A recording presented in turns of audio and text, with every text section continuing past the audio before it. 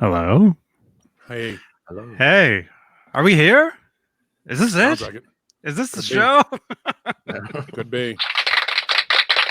Oh, welcome everybody. Straturday. It's Straturday night with your host John Biel. Welcome, everyone. July 25th, 2020, midnight 05 Eastern Time. 9:05 Pacific Time. 32 watching already. Wow. John Biel, you're popular, man. Sure.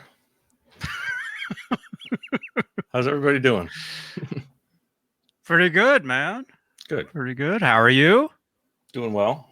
Hanging in there. Same old, same old. Not a lot changes week to week, but yeah. Same stuff. Same stuff, different day. Yeah, or different day, same stuff. Whatever you like. Wow, Neanderthal. Hi. How are you? Our friend from where it's 140 degrees. Yeah, it's pretty fucking hot here. I'm just gonna get that swear out of the way now. Wow. Is that what you got kind of like to look forward to for the next, 2 or 3 months? Oh no, it's been like that for a while. I mean, this is actually cooler. Probably the height of the summer now. Yeah, it's actually cooler now. We just went through, I don't know, 14 or 16 days of 110 plus degrees.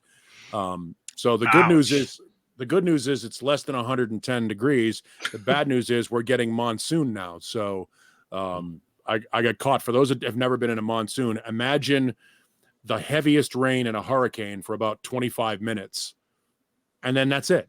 Like you're driving through it's a beautiful time on your motorcycle. This is a motorcycle, by the way. I don't know why I'm doing that, but you're rolling on a motorcycle. Then all of a sudden it feels like tens of thousands of needles hitting your face because it's rain. Oh, goodness. That's gotta be painful on a motorcycle. Yeah, it sucks for a while. Yeah. So I got caught yesterday in a pretty blinding rainstorm for a while, which was fun. So on the one hand, it's not hot. On the other hand, it's humid now. And when you add just a tiny bit of humidity into Phoenix air, it gets gross here. Oh. Yeah. I'm from there, So I remember when I was younger, I remember some of that stuff. Yeah, but when you're from there, though, when you're born into that, maybe you don't realize it. It's just normal. Yeah, it seems. I don't think it was really that big a deal to me until I went, moved away to where it was winter, and then went back. Yeah. It's not that bad. You get used to it. Just it sucks when you're on a motorcycle. It sucks because it's not so much the riding in the rain. It's that because it doesn't rain here very often. When it does rain, the water collects on the pavement and stuff because of all the oil and all the exhaust and stuff from all the cars for months and months. Never gets washed away. So you get a film. So suddenly you're not riding on just a wet ground. It's like being on ice. It's like being on ice because it's oil. So that's the only thing is it just gets dangerous. Other than that, who gives a shit? You get wet. The funny part about it is I came out of the cloud burst, and within 10 minutes of coming out of the cloud burst, I was bone dry because it's so friggin' hot here. So it was actually very refreshing, very comfortable. Nice. That is kind of cool, I guess. That's the good part of it. Yeah. And welcome everybody. We're live on Facebook, I think. Let us know if you're watching from Facebook and YouTube, of course, where we have our channel members. Like Hugh Caldwell. I see you, Hugh. Brian Spalding, I see you as well, man. Those are basically sponsors of the channel, of these videos.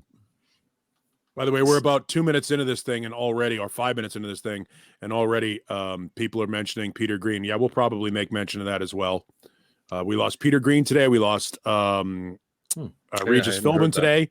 Yeah. We lost Regis Philbin and John Saxon, who you would know from the Bruce Lee movies from years past. Yeah.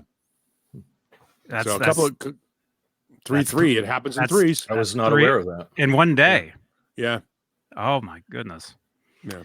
Well, this is the worst year ever, I don't want to say that because for the past 3 years we've said 2018 sucks, 2019's got to be better, 2019 sucks, 2020's got to be better. I'm just gonna Couldn't keep get any my mouth worse. Yeah, I'm sure Oh. we said that at some point too. shut. Yeah. Nope. It gets worse. Keeping my mouth shut. Man. Yep. Well, thank you to our executive producers. Should we be thanking them? Is that Should how that we? works? I don't I think so. Thank you, Or Charles cursing them. Green. Oh, no. Charles Green, Joe Christian, Thomas Santiago, Music Therapy Laz, Mike Neese, who is a major supporter. Thank you so much. Michael Smith, of course, who hopefully we'll see a little later. Hopefully. And Steve Carmichael. Steve Carmichael. Echo. Steve Carmichael. Carmichael. Steve Carmichael. Steve Somebody's Carmichael. echoing. Steve I Carmichael. hear an echo. Carmichael. Yeah. Steve Someone's Carmichael. echoing. Steve Carmichael. I think it must. If we all hear the echo, doesn't that mean it's not none of us? Oh, maybe It's it's not Caleb. me. Hey, look, it's Caleb. Hey, man. What's happening? What's up? Man, My look at that du- stack, man. Yeah, it's kind of broken up. Yeah. It's kind of pieced. Yeah. Hey, Look at that. it's kind of pieced up. Yeah. We got problems here. There's an acoustic right in the middle, right in the middle of that. Yeah. Speaker. It's kind of crashing through. It's worth the Oh. budget you paid for. We're definitely on a budget here. How's everybody doing? Oh, pretty good. Wonderful. Awesome. Yeah. How are you? I'm great. Oh, couldn't be better. Couldn't be better. That sounds really good. We are off Yeah. to a rollicking Wow. start. It's 2020. It Yeah. can be better. What'd I miss? Steve Carmichael. Steve Carmichael. Steve Carmichael. That Steve was probably the highlight. Carmichael. Awesome. Well, I was hoping to have a guest tonight, and I don't know if he's. I sent him the link. I don't know if he's. Is this him? I think this is him. I think this is your guest. Ladies and gentlemen. Oh, let me set him up. Hang on. Let me set him up. There he is. He's here. No, it's not that guy. Oh, Your no mic. microphone's turned off. Your mic isn't on. Can't hear you, Jay. Sorry to disappoint, Oh, but it's Are you just me. though? It's just me, everybody. it's just Jay. So tame Man. the excitement for a few minutes, please. Wearing the same shirt from yesterday as well. I didn't even shower today. Didn't even shower. Dude, let us know how that was, man, because I never got a link. What, not showering? No, well, yeah. And yeah, there is an echo. It was here I think- before I was in here. Yeah, I think Caleb, there's some I sort don't of... hear it. I don't Yeah, hear it. That means it's you. that's how it works. That's how it works. Do you want me to leave and come back Yeah, real quick. real quick? Cool. I don't want to be on the bottom left anyway. Oh, damn it! Well, It's a plus, feng you shui know, thing for you. plus my my buddies were playing today, so I figured I would wear the shirt. But I can't believe you didn't get an email from OJ. Yeah, he didn't. What a butthole. But I didn't get out of bed till noon anyway. So, It's a good plan. it's all good. I'll make the next one. But how was it though? I mean, everybody, look how frozen I am. Everybody that watched the show last night, we had an amazing show We with did. what's his name? OJ? OJ Big fan. Big fan. Dude, from Byzantine. I talked to him on the phone today about 2 hours before they played. And between last night and then, which was about 2:00 Eastern, between the people on the show that were purchasing the live ticket, as well as merch, like he said, they sold like $300 in merch just from the show up until 2:00 this afternoon. Whoa. And he said he thinks a lot of people were from the show that actually purchased merch. So he was very thankful for that. So thankful they didn't even send you the code for the to see the show. Oh, whoops. Yeah. No, I mean, the video has like 400 views by now, which is it's pretty good. I mean, last night was really good. It was wrong button again. It was great. And if you guys didn't see it, there'll be a card right next to that Discord Right next sticker, to John's head. next to John BL. Which, by the way, the Discord is totally rocking. Join over there if you want to have a good time. But yeah, so how was it? How was the stream? How did it look? How was the sound? Everything. It was awesome. It sounded great. It looked great. Everything about it was really cool. So they're definitely going to be doing another one, probably in a few months or something, I think. But so if John and Paul, if you don't know what we're talking about, my buddy's band Byzantine, they did a live concert. Technically concert on stageit.com, I think is the website, right, Johnny? Cool. Yeah, that's it. Yeah. And the way it was set up is super cool. It's literally a concert. You know what I mean? So they're in their rehearsal space, like the stage, everything was set up like it was a concert. You know what I mean? And it was really cool. It sounded really good. I was really impressed with how it sounded. And now we got Caleb back. And it's still echoing. Hey. Still echoing? Yeah, Is your volume Caleb cranked? echoing. Is my volume cranked? I don't. That was weird because it's like two different echoes. For Check. me, it's a delay. Oh fuck. For me. Jay, it's a slight slapback. Yeah. Yeah, it's so a I get. I'm slapback. getting like See a that? reverb echo. Yeah. This is cool. Now batting. The shortstop. So what should I do? Number 22. 22. How Give me would a it second. be I'm Do you echoing? have headphones? If you're wearing headphones, I'm wearing Oh, you are headphones. wearing headphones. what happened to that guy? Let me see if this other thing works. Are your speakers on as well? No.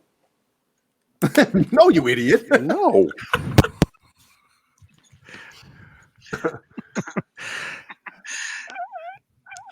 Wait a minute. What was that? Oh, Paul must have put his headphones by the mic. Better? Wait. Better? Well, No. we got to talk. Oh, geez. Do you hear that? But I think that's Paul's. Let me see. Can you hear mine? Let's see. There's Paul. Can you hear me? Yeah, it's not Paul. Yeah, don't. we can hear you. Oh, okay. But That echo is It's crazy. not me. there's a major delay. I bet you it's John BL. I'll mute my microphone. Well, Here. Johnny, just go through us and see I'll mute mine. whose echo it is. Okay, watch this. I'll just start removing. Okay, everybody. This is Johnny Beane. Instagram, Johnny Beane. Make sure you follow me over there. And I know I'm laggy. This computer sucks. All right, now we got Paul. Hi. Hey, Paul. How's everybody doing? No How echo are from you? me. No echo. No echo. We got John BL. Hello, hello. Hey, John BL. Echo? Any echo? No echo? No. Sounds good. Good. We got Jay Haddon. Hey now. Hey now. Yeah. Any echo? Nope. Caleb. Echo? Yeah. Fuck off. It's Yeah, true. it's funny because Caleb can't hear it. Yeah, It's yeah, true. you can't hear it. But yeah, what happens is every time I talk, it repeats like half a second later. Why is that? Do I need to just restart everything?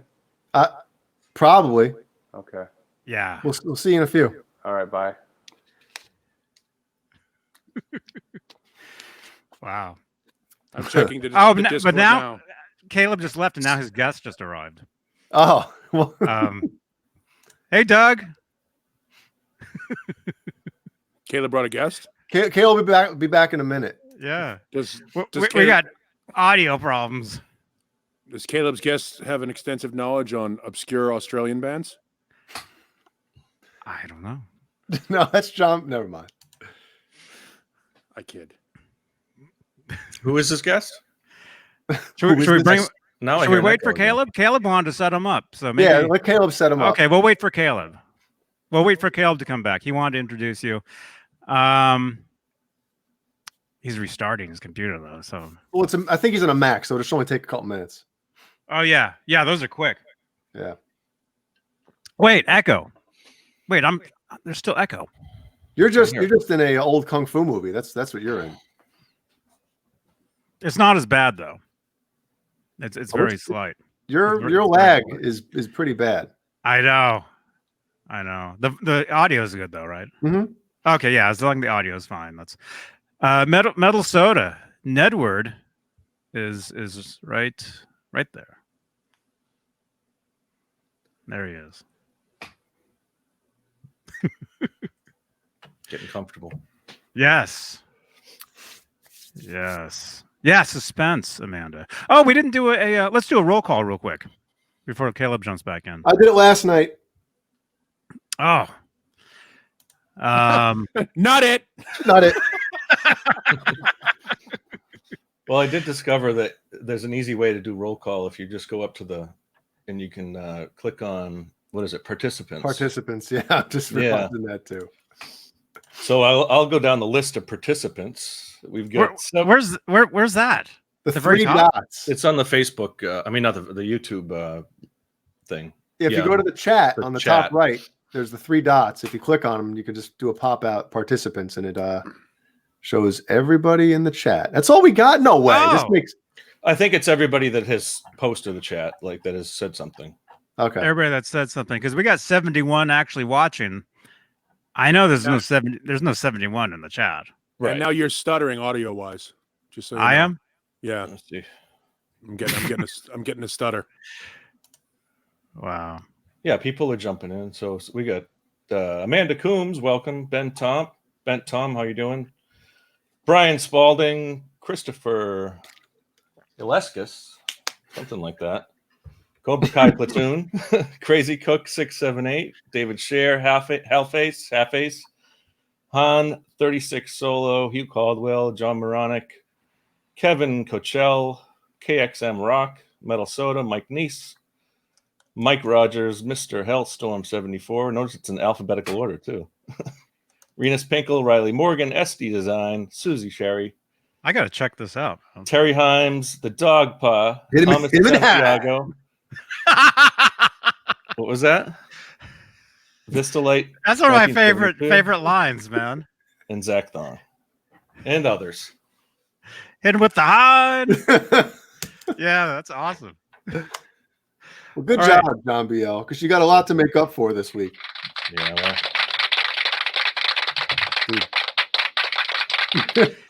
Just so you know, Jay, sensitive issue. Probably want to stay away from it. No, dude, it's just whatever. I don't, I know,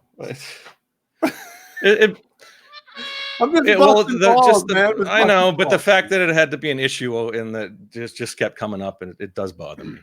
It bummed me out this week. That's all I'm going to say. I'm sorry I'm sorry it was a shitty show last week. Man. Oh, no, it wasn't. I'm going to go Billy Bats on you. Hey, I'm breaking little balls over here. Just breaking some balls. It's all good, man. You're acting all tough over there. I'm sensitive, all right? So, let's just call it that. Okay. Well, you notice I didn't say anything. No, it's nobody's fault but mine. I brought it on, so what the hell? And it's nobody's fault at all. I stand behind it. Yeah, nothing is wrong. Nothing is wrong, John. No, I know. It's fine. We're good. It's all good, man. We're all good. All right. Let's move on. It's all good. That was last week. That was our buddy Rob. Tessie Switch is in here. Hey, Rob.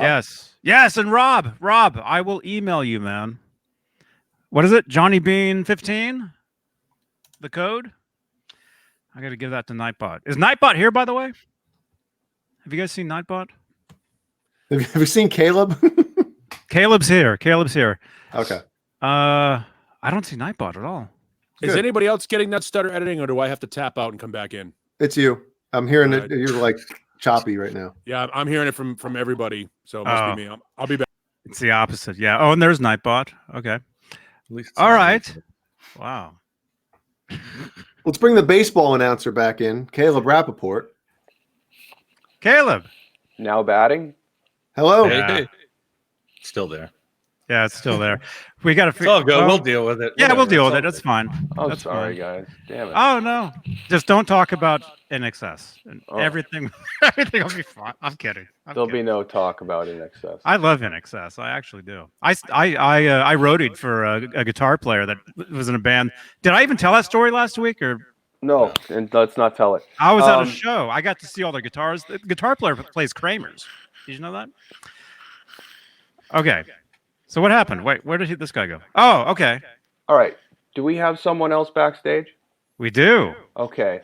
Can I set this up? Yeah. That's why we waited. Yeah. Okay. I've mentioned him before on the show. When I started really learning all the Van Halen stuff, note for note, riff for riff, I searched the internet, searched YouTube for the right. There's a lot of people that play this stuff, but there's a lot of people that you kind of have trouble following along with. And what I found about this guy was that he was a bro. And if you watch his videos, and I'm sure we'll be talking about them, you'll understand what I mean. He breaks it down in the most simplest of terms, and he makes it easy. And he's freaking cool. And of all the people I've seen on the internet, like there's probably very few more that I want to like have a beer with or hang out with than Doug Steele. Doug Steele, ladies and gentlemen, is with us tonight, all the way from Australia. Here he is. Thank you, dude. Hey. Hello. What's up, man? How are you? Now, Doug's been doing videos for probably, 10 years now? Yeah, something like that. On YouTube. He's probably, if you search any Van Halen lesson, guitar lesson, he's going to be top 3 in the feed. And they're just great videos, and it's not like spot on, but none of it should be. He kind of lets you know that it's good to inject your own flair into it, but he definitely nails all the nuance and all the, like his tone. First of all, his tone in all his videos is perfect, and Wow. I love how he starts a video, goes tune to this, and he hits a chord. And that's how it gets going every time. And it's a great way to learn. So as a guy who's obviously been learning a lot of Van Halen over the last couple of years, I this is my first time. I mean, Doug and I have chatted a lot. We go back and forth in different threads, but I've never actually looked him in the face and said, "Hey, Doug, what is up?" There he is. Dude, it's exciting, man. I'm actually, my heart's beating really fast on the whole bit. So, dude, thanks for all the nice words, and it's really glad. I'm really glad to be here. And Johnny Beane, thanks for having me on the show. And I want to, talk to all you guys. And Jay, that's I've been at 7-string in the back. The yellow one is one of my holy grail guitars. I want one so bad. Oh, dude, thanks. I was gonna say, like, we've never talked or met or anything, but I do know that you share the same love for Ibanez. Like it's super cool. Dude, the universe. I've got 2. I'll show you in a minute if I'm allowed. But they are. They're my top tier. I love these guitars. Yep. Awesome. Cool. So let's chat. Nice. So let's get started. You've been doing. You were from Los Angeles. Is that correct? Fresno. Fresno. That's close enough. It's a shithole. I mean, a poop hole, if you will. Yeah. But did you play in bands in LA or was that no? No. The furthest I made it out of Fresno was San Jose, California, and that's when I started doing the band thing. Oh, that's my neighborhood, man. I'm in Santa Cruz. Well, you're Santa Cruz, in it. Yeah. Cool. So I was in a band called Sinister Sam, and we were like Mr. Bungle, Faith No More, Pantera with shred guitar. Yeah, and I stayed there for a while, and then I met an Ozzy, and then we moved to Melbourne, Australia, and I've been out here for about 22 years. Wow. Yeah, and let me say that the Van Halen thing is just a small part of what he teaches on his YouTube. He'll just show you a lick in E minor. He'll say, check this one out, and he'll just do a run for you, and then he'll break it down, and then you go off with it and play it, and it's just great little lessonry, I call it, and cool. It's just a great tool to have, obviously for free. It's on YouTube, and he just he's my favorite teacher. So. Oh, thanks, man. You're a sweetheart. No, I give credit where credit is due. So. Well, good. When I come out to LA, if this COVID thing ever dies down, I will absolutely stay with you for all week. Great. Yeah, you could stay on my balcony. I'll come out in summer then. He just invited himself into your house, which is what just happened there. I do that with everybody. That's how I get in and steal your stuff. So Doug, we also have John BL, whose Straturday night show this is. He's in. Hey, Doug, how you doing, he's buddy? in Massachusetts. How are you? Yeah, this one. And that's all you'll hear. That's all you hear from him from the rest of the night. Right. That's awesome, though. And then we have Neander Paul, who is on the second highest rated morning rock show in the Phoenix area. He's the DJ. Oh, dude. Icon is a great band. Why do you have to preface it like that? What? That's what they're gunning for You number don't have one, to. but they're number two. Yeah. No, we're fine. We're fine. No, our company owns. It depends on what demos you look at, but yeah, we're number one and number two in the market. Our radio stations are the dominant stations in the market. So I have no complaints about that. Trust me, tenths of a point mean nothing to me. That's all a sales thing. I don't give a shit. I love I love that Paul is very big time in what he does, but he still has time to come and hang on this show and talk guitars and rock and roll and shoot the shit. So I love Doug referenced Icon. For those that don't know, Icon was a marginally successful band out of Phoenix. Put out 3 albums. I have all 3 of them, and they're still referenced here like that. There are a couple of bands in Phoenix that are referenced regularly. Icon, Surgical Steele. The fact that the Chason brothers are all from here. One of whom was the bass player for Tough. The other one is a bass player for Keel. And that's the one, man. This album is Night of the Crime is a great record. Yep. Dude, yeah, I love the Danger first Calling? two a lot. Doesn't get much better than Danger Calling, man. Yeah, the first two. His vocals are amazing. Mm-hmm. Yeah, the first 2 records are great. The third one, not so much, but that's Eddie Trunk's fault. Yeah. Thanks, Ed. Have another burger. So that's what that reference is when Doug was talking about Icon. Big band here out of Phoenix. Now, isn't it true that I don't want to get this off topic? Well, now we're on topic with Icon, but is it true that the singer on that record didn't he leave right after the album was recorded, and that's why I never heard of these guys up until not too long ago, to be honest with you. First two records are significantly heavier. Uh-huh. First record is relatively heavy. The second one was a blatant shot at commercialism. Rock My Radio and Shot at My Heart were both worked to radio at the time. And then then they went through a lineup change. They put out a self-produced EP in between, I think either in between the second and third or right after the third record when they got dropped. But yeah, they're the first 2 albums. If I could recommend Icon, it'd be the self-titled The Night of the Crime, and then you're done after that. Yeah. Awesome. Nice. So what bands have you been in, Doug, over the years that we Sinister Sam in South Bay. I came out here to Australia. I was in a band called Here I Die, which was melodic death metal. I like thrash and heavier. So the Van Halen thing is kind of like a step back to when I was a teenager kind of deal. And then I'm currently in a band called Alarum, ALARUM. We just released an album called Circle's End, and it's just 7 strings through a Kemper, and it's just brutal. Nice. And I've done a bunch of cover stuff as well, which you do that for the money. Well, out here you do. I mean, it's not fun stuff. It's like top 40, this and that. So like in excess. Yeah, well, no. Well, whatever. I'm not going there, dude. Excess in. We were chatting recently. I know Australia twice in 2 weeks. Really, Caleb? This is the best of Australia right here. Who's the other dude? But what Doug's been doing recently, and this is what we were talking about just recently in a chat, was he is breaking down the entire Live Without a Net solo. And I think just the undertaking alone of that, because that's arguably the greatest Eddie Van Halen solo ever captured. Arguably, come on, man. All right, it is. It is. The greatest Eddie Van Halen solo ever captured on film from front to back. And Yeah, if we don't count the unofficial releases of the US Festival, sure. If we don't count Largo, Oh, come Maryland, on. This is even in better than 82, the US sure. Festival. I think those were just better solos? As a guitar player and as someone who's seen and heard them all, I don't think anything flows better and has as much bang for your buck. Yeah. As Even though it was that edited, solo. but it's still, yeah.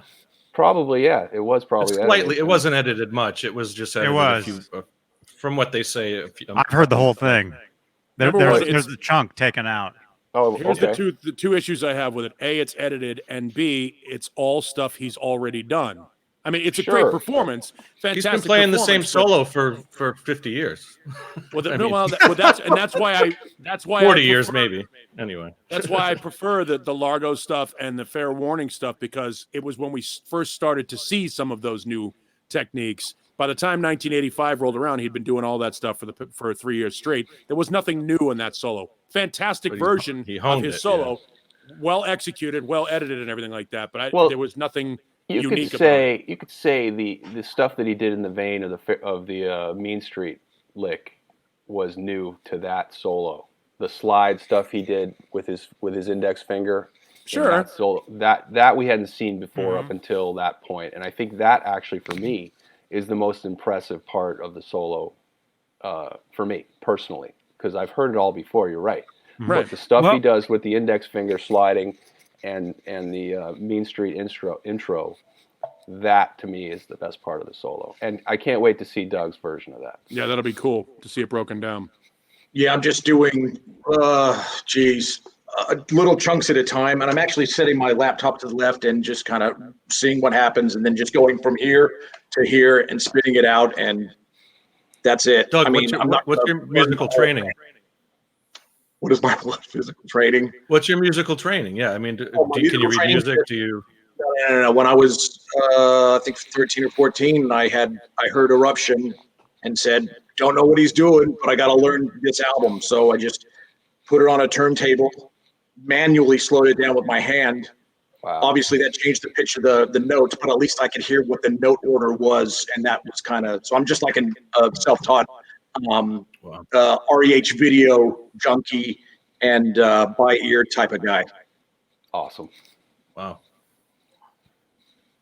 That's impressive. That's awesome.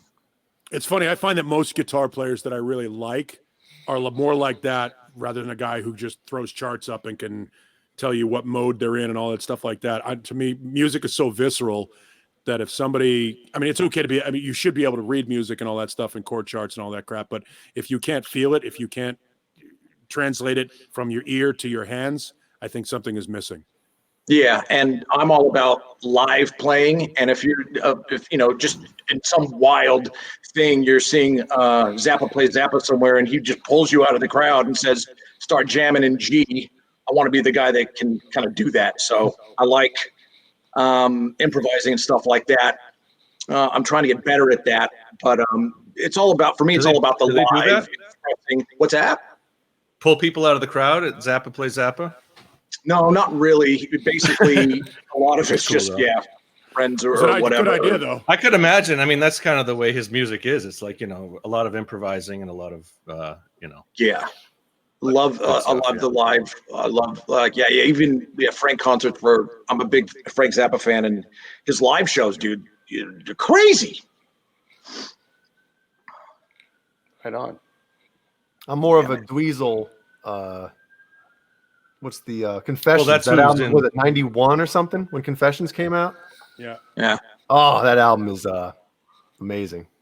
And he's just improving and getting better all the time. Like, I remember in the really early days, he was nothing but an Eddie Van Halen clone kind of dude. Mm-hmm. And then he's just shot up, and now he's up there with, like, he can do like the Gambali economy picking. He can do the chicken picking stuff.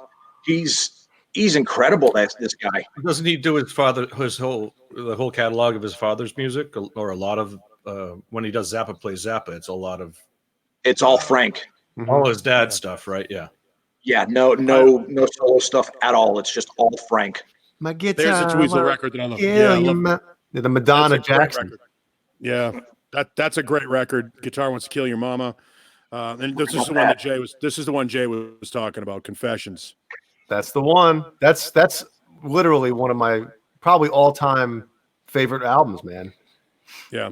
I gotta hear it. Hold on, go to the back.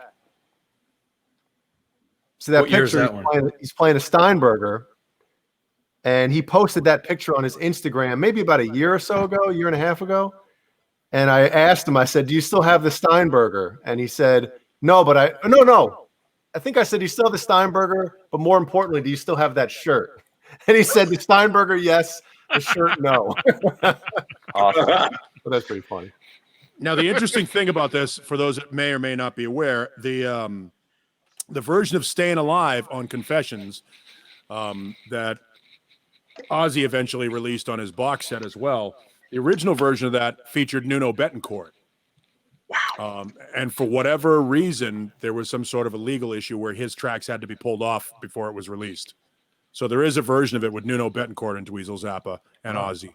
Wow. Wait a second. The one on Confessions, isn't that Nuno and Reb Beach?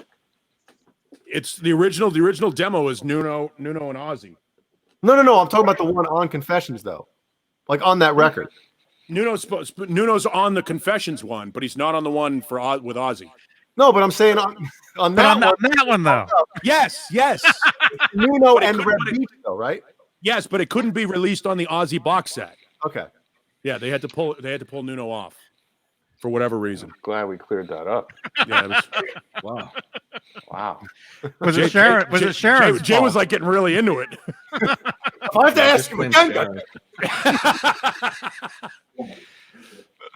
Doug tapped out. He's like, "Fuck! I thought we were going to talk about Australian bands." No. I had to let Doug, man. Ooh. What's that? Is that My daughter put a sticker on it. She customized it for me, but it's 91. And yeah, I got one. Well, if we're showing guitars, I'm gonna go grab mine. yeah. Let's, Are we showing off universes? Because I've got the UV777 too there. Oh, yeah, Bring them all out here. yeah. Oh, all right. Hang on. there he goes. Oh, nice universe. This one, this was made for me by a friend named Vic, and we couldn't find a Dan Electro neck, or I forget what the issue was, but I just went, let's go with the reverse headstock and just take some of the graphics here, headstock, and put them here. So yeah, he did. He made it up. What's the body? Is that a Star. like a music craft, or I know it's a music craft, or like a. Oh, okay. So, and I think the neck is K&E as well. I'll grab the universes real quick. Oxnard, California. Nice. Awesome. That's cool. Yeah. A lot of his videos, he's using that one. Mm-hmm. He's got a I always like Bumblebee that too. one, stuff. Here's another universe. There's the Bumblebee. So, for my 40th, my wife got me this. This was pre Charvel builds, I think. This was done, maybe 11 years ago? Vic did it. That's how we actually got a hold of Vic, is that I saw him on YouTube and then just realized that he's 20 minutes down the road. Oh, cool. Yeah, so that's that guy. Looks good. All right, here you go. Here's your universe. Yeah. Oh, Yeah, I got one of those. Yeah, these And are awesome. dude, it's my favorite It's a 7 guitar. string, right? Yep. Yeah. Don't know what to. I can't even play 6. Why do I need a 7? Just a hit know you LOB had and one. pretend you're Meshuggah. I had to have it because it's got the disappearing pyramids. That's why. Yeah. That was the whole reason for this deal was the eye and the It's one disappearing of the best pyramids. best of the cosmetics of it. Yeah, I love this guitar. Can't play it, but I love it. This, I just got in the mail yesterday from a friend in Texas. I just wanted my 6-string videos to look more metal, and I was using my wife's pink Samick, and that wasn't cutting it. So a buddy of mine goes, look, I'll just send you out a guitar. So he sent me out this. It's an ESP LTD EC1000 Deluxe, and it's brutal. It's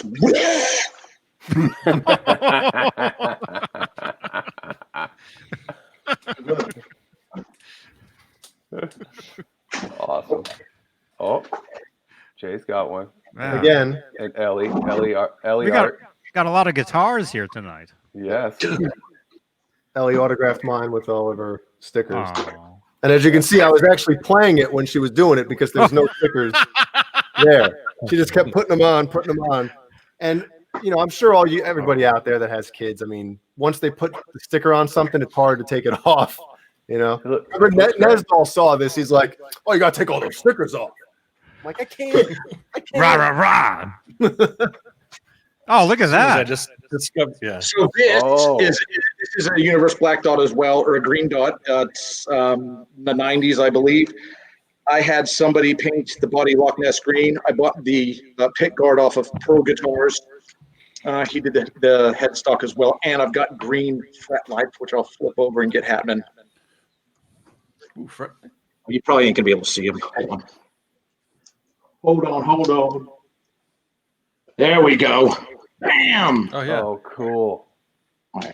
Oh yeah. Awesome. Oh, awesome. Oh, that's very cool. Pickups are bare knuckle Blackhawks, and they're really hot rodded. You do pinch harmonics, and it just screams. So what year? You don't know what year that is? What does it say on the plate, on the back plate? Let Grandpa get his glasses. I can't see, God damn it. Without my glasses. Can I sue you? Am I looking on the back of the headstock? No, on the neck plate. A neck plate. Neck plate. Oh, here I we can't go. see with my glasses. Jeez. It says 259. 259547. 259547. 25. What? Swear to God. Built in 1925. It's there somewhere. That's weird. But that green color, that is awesome looking. Yeah, I want neon orange and yellow as well down the track. So you dig the bare knuckles, huh? Oh yeah, I gotta know my 7 strings. I got to try those. You guys are all about the bare knuckles. I have a bare knuckle in the Space Wolf. I want to Yeah. replace the ones in the black and mirror pickguard universe with bare knuckles. I just don't know which ones to get. Yeah, bare knuckle Blackhawks. So this is the same guitar you guys have, but I just put a matte black pickguard on it. Yeah, that looks cool, man. And yeah, you get rid of the middle pickup too. I don't like that either. I got rid of the one on my Like I'm like live, I'm always either smacking that way or that way, and that's why there's no little thing on it because I smash them and they fly off.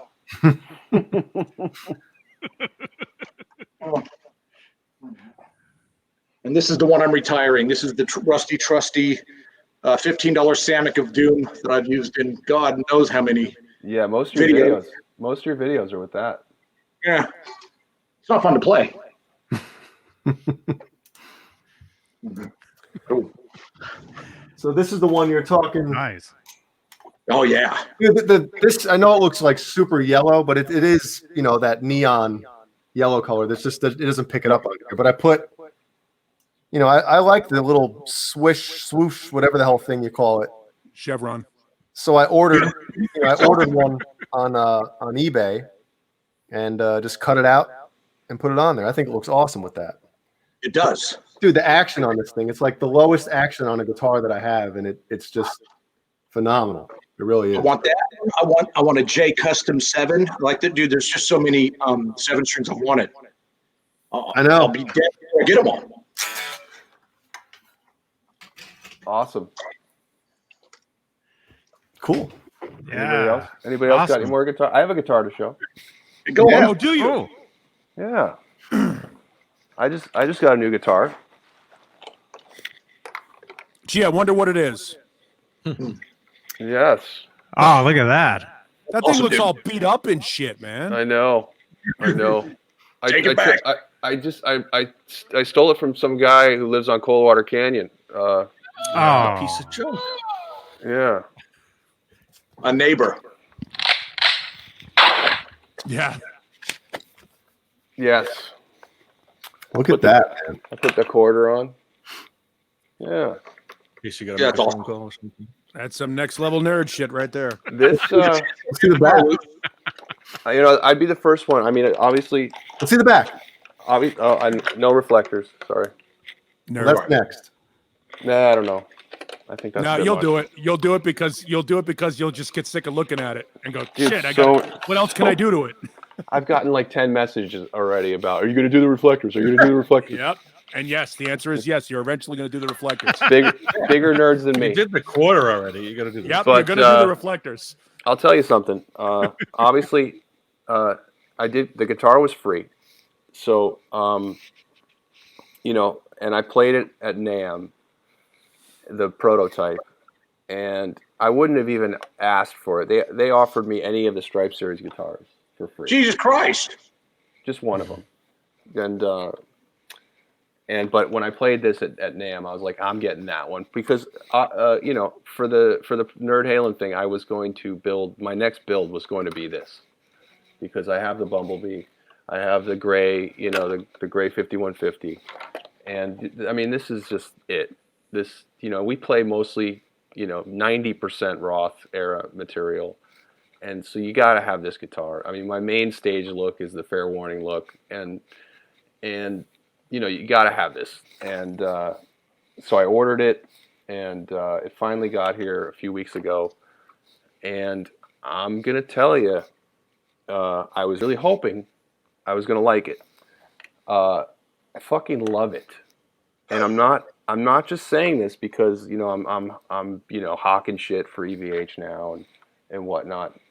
There's something very special about this neck. It's got that like early 80s Charvel like wide flat feel. Well, it's a Charvel, so that makes sense. Right, but I don't know. There's something about the profile. I know it's not the same profile as the normal EVH Stripe series, and a lot of guys out there who've gotten theirs already are kind of going through the same thing I'm going through. They're saying there's something very special about this guitar and this neck, and the Wolfgang pickup in the bridge is really working. I was wondering if I was going to switch it out when I got it, and I'm loving it. I'm loving this guitar. I'm loving the way it feels. Obviously, when you look at it, when you look down and you're playing this guitar, you're like, I'm playing the Frankenstein. It's such a weird feeling to look at the guitar you're playing, and it's the most iconic guitar. It's the reason you started. I mean, this is the guitar that I started playing guitar to, this is the guitar that made me want to play guitar. And now I have it. And it's undoubtedly my number one now for all the stuff I'm doing with the band. And I can't wait to play shows again and bring this thing out. But I just wanted to let everyone know that it's not just, bullshit. I'm not trying to sell it. I'm really, really impressed with what they did. I mean, obviously it's a Mexican-made guitar. I wasn't expecting much, and it really turned out well. I don't even like jumbo frets, but this guitar feels great, and these frets feel awesome for me. It's kind of weird because you told me the exact opposite on the phone a few days ago. Shut up, Jay. No, Caleb actually told me, he's like, dude, basically the same thing he just said. Because I asked him, I was like, how is that guitar? Because looking at it, that doesn't look like a $1,600, Mexican-made guitar. I mean, I think they did a really good job with how that guitar looks. And obviously, I never played it, so I have no idea. Right. And the only, obviously the ones at NAMM, those things are set up super pro. Mm-hmm. They pick the best guitar that they kind of have. And, because you can never really trust, like, okay, I played a guitar. It's the best guitar I ever played. Do you really think you're going to get that? So yeah, it's really cool to hear Caleb say that, dude, this guitar is on fire. And the prototypes had a spot on paint job. They obviously made a boardroom decision that they were going to alter this guitar just a little bit so it doesn't compete with the $20,000 Frankensteins that they did 15 years ago. And so what they did was they just changed up the striping right here. Like this black stripe that's under here is supposed to be a little more towards the edge, and then this stripe is supposed to be all black, and then the middle stripe is supposed to be all black too. And that's the only difference that you're going to find on the guitar. Wow. And that's what they did. Obviously, they wanted to make it so it wasn't quite spot on for a reason. And I totally understand it, but there's still, super nerds out there going, then they fucked up the paint job. No, they didn't do it. They did it on purpose, okay? Right. And deal with it, okay? So, and let me jump in here. I want to say something about what you were saying earlier and what Jay was saying. Fender Mexico, the quality control out of Fender Mexico is just about as good, if not as good, as anything you'll get out of Corona. The difference, the real Corona. difference. The real difference is labor costs. That's it, man. I mean, yeah, they do occasionally. They'll skimp on some of the electronics, the pots and stuff like that. But when you start talking about a guitar like that coming out of the EVH factory down in Mexico, which is the Charvel factory down in Mexico, once you start talking about a guitar at that price point, at that quality level, it's every bit as good as any American guitar you're going to get made. And it's really weird. Everybody likes to qualify these things by going, oh, it's a really good guitar for a Mexican-made guitar. It's a good guitar no matter where it's made. It's a fantastic guitar. And I just think that the difference between, Fender USA and Fender Mexico is literally 115 or 118 miles or whatever it is. The quality control out of that factory, especially for Charvel, is second to none. So I wouldn't let anybody looking at that going, I'm not paying $1,600 for a Mexican-made guitar. Don't worry about it. Mm-hmm. Don't worry about it. Don't worry about it. Forget about it. You're getting a good guitar. Yeah. So just wanted to let everyone know that I'm super impressed and super happy, and that they knocked it out of the park. And if you guys were thinking about it, someone's on the fence, I'm going to let you know that you should probably go there, because they're finally making they made the Stripe series guitars and they looked great, but the red one was obviously, it didn't have the routing, it wasn't dirty, and there was something off with that one. The other two looked great to me, but there was always something wrong with the red one, and it's because it didn't have the grit, and this one has it all. So congratulations, EVH. Got the mojo. The neck definitely comes dark, and they're using some sort of tint in the oil, and I took some steel wool to it just because it was a little too chocolate for me. But it looks like old furniture now. Not all of them are going out like that. Did you see Cameron Cooper got one? And his neck doesn't even look, it looks like a normal maple neck. It doesn't even look stained, relic or anything. Wow. So, yeah, those frets look like railroad ties. Yeah. They're fucking huge. Well, they're accentuated because there's dirt, they're still dark around them. So they may look a little wider because I couldn't get all the way in there with the steel wool, but it's pretty awesome. Yeah, they do look good. huge though, yeah. So there you go. Bravo. Awesome. you're making me want to get one now. Good job, EVH. I would do it, man. I mean, I would. You still got your Wolfgang? Yeah, I want to sell one of them. Yeah, I would sell your Frankie Wolfgang and take that money and get this one, and just boom. Who wants to buy my Frankie? Yeah. And we'll start the bidding. $15. Yeah. There you go. Dude, that's awesome. Yeah. Who did the paint job? It's got a 42-inch. It's an official guitar. Yeah, that's an EVH Stripe Series Wolfgang. Yeah. Yeah, I don't know where I've been. I've never seen anything like that before. You switched in out the neck Australia. though, right? You switched out. No, this is the neck. I have this one down here that I put on it, but I screwed it up. So Send that to John Biel. it's too thin. Oh, okay. That's what she said. Not a problem. He'll make it fit. Yeah. That's awesome. Do you have a Wolfgang, Doug? Nah, No. I'm poor, dude. He just showed us 15 guitars, but he's poor. That's why he's poor. Yeah. Let's check out that jean jacket you got there. Oh, you got all kinds A of conglomeration of reminds me Ozzy, of the 80s. Dio, Anthrax, good old Ace, Dawkins, Nice.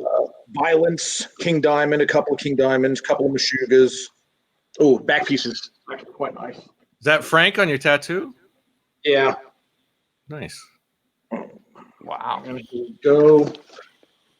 Yeah, Forbidden. Hell yeah. I'm big on thrash. I like thrash bands. Favorite Anthrax album? Probably Among the Living. Okay. I saw that tour. That was great. Yeah. Have you ever heard of Gizmochi? No. Okay. Should I listen to them? Byzantine? That's Jay's band. Oh, cool. I'll definitely listen. We suck. It's all right. Are you 7-string heavy goodness? Yeah. Oh yeah. It's all Good. 7-string. Just standard tuning, but 7-string. Yeah. Nice. That's awesome. Well, I'll definitely get your email after this, or friendship, Facebook Live, and all that, and we'll just start passing shit back and forth. Very cool. It's funny. I had a little fender bender with my new truck, and in the carport, I anyway screwed it up. So the insurance paid for. No, I want to hear what happened. I want to hear the details. Oh, He wants to hear that it's your fault. The details are I really didn't do it. Wink, wink. Someone else in my family did. But so we had the insurance take care of this truck and get new parts, a new hood, a new grill, new headlights, because the other headlights weren't ruined or damaged. They just had a scratch across one of them, but it's hidden by the hood. So today I took the headlights and sold them to a guy, down here in Los Angeles, $1,100 cash. Okay. Jeez. For these new headlights for the Toyota Tacoma. So I have $1,100 in my pocket. There's How like did that happen? There's 3 things that I want to get, but they're all around $1,100. What should I get? I have an old laptop that's from 2012. Buy Johnny a laptop. I need a floorboard, for casino gigs and fly dates. And I'd love to replace like my old Clapton Strat, because it's the one guitar I let go that I miss the most. Everyone has a guitar. Strat. Everyone has a guitar they let go, right? That they just told themselves that as soon as they come into some money, they're gonna get one of those things back. You know what I mean? So I don't know what to do. I do. What? Ibanez Universe 7-string. and send it to Victoria, Australia. Right. All right. So questions for you, Caleb. A, when do you expect to play again? Right. B, do you really need the laptop now? Well, it might fix the echo. Clearly, I mean, he's got some issues. Caleb, I can fix your computer issue with you or for you. Throw it out the window. Replace the hard drive that's in it with a solid state drive. And I have a 2010 or 2009 laptop, a MacBook. Mm-hmm. And I was having all these problems with it after a while. I swapped out the internal hard drive with a solid state, and it runs like butter ever since, man. Okay. Try that. That'll save me $1,000. Tubes. It's tubes all the way. So forget about the solid state stuff. So as it turns out, yeah, nice. As it turns out, your question has been answered. A, you're not playing anytime soon. And when you do, the first money you make from that gig will pay for the next floorboard. So the Strat seems like the obvious answer. You're welcome. Hard drive and Strat. Ta-da. And I get a deal with Fender. So yeah, there you go.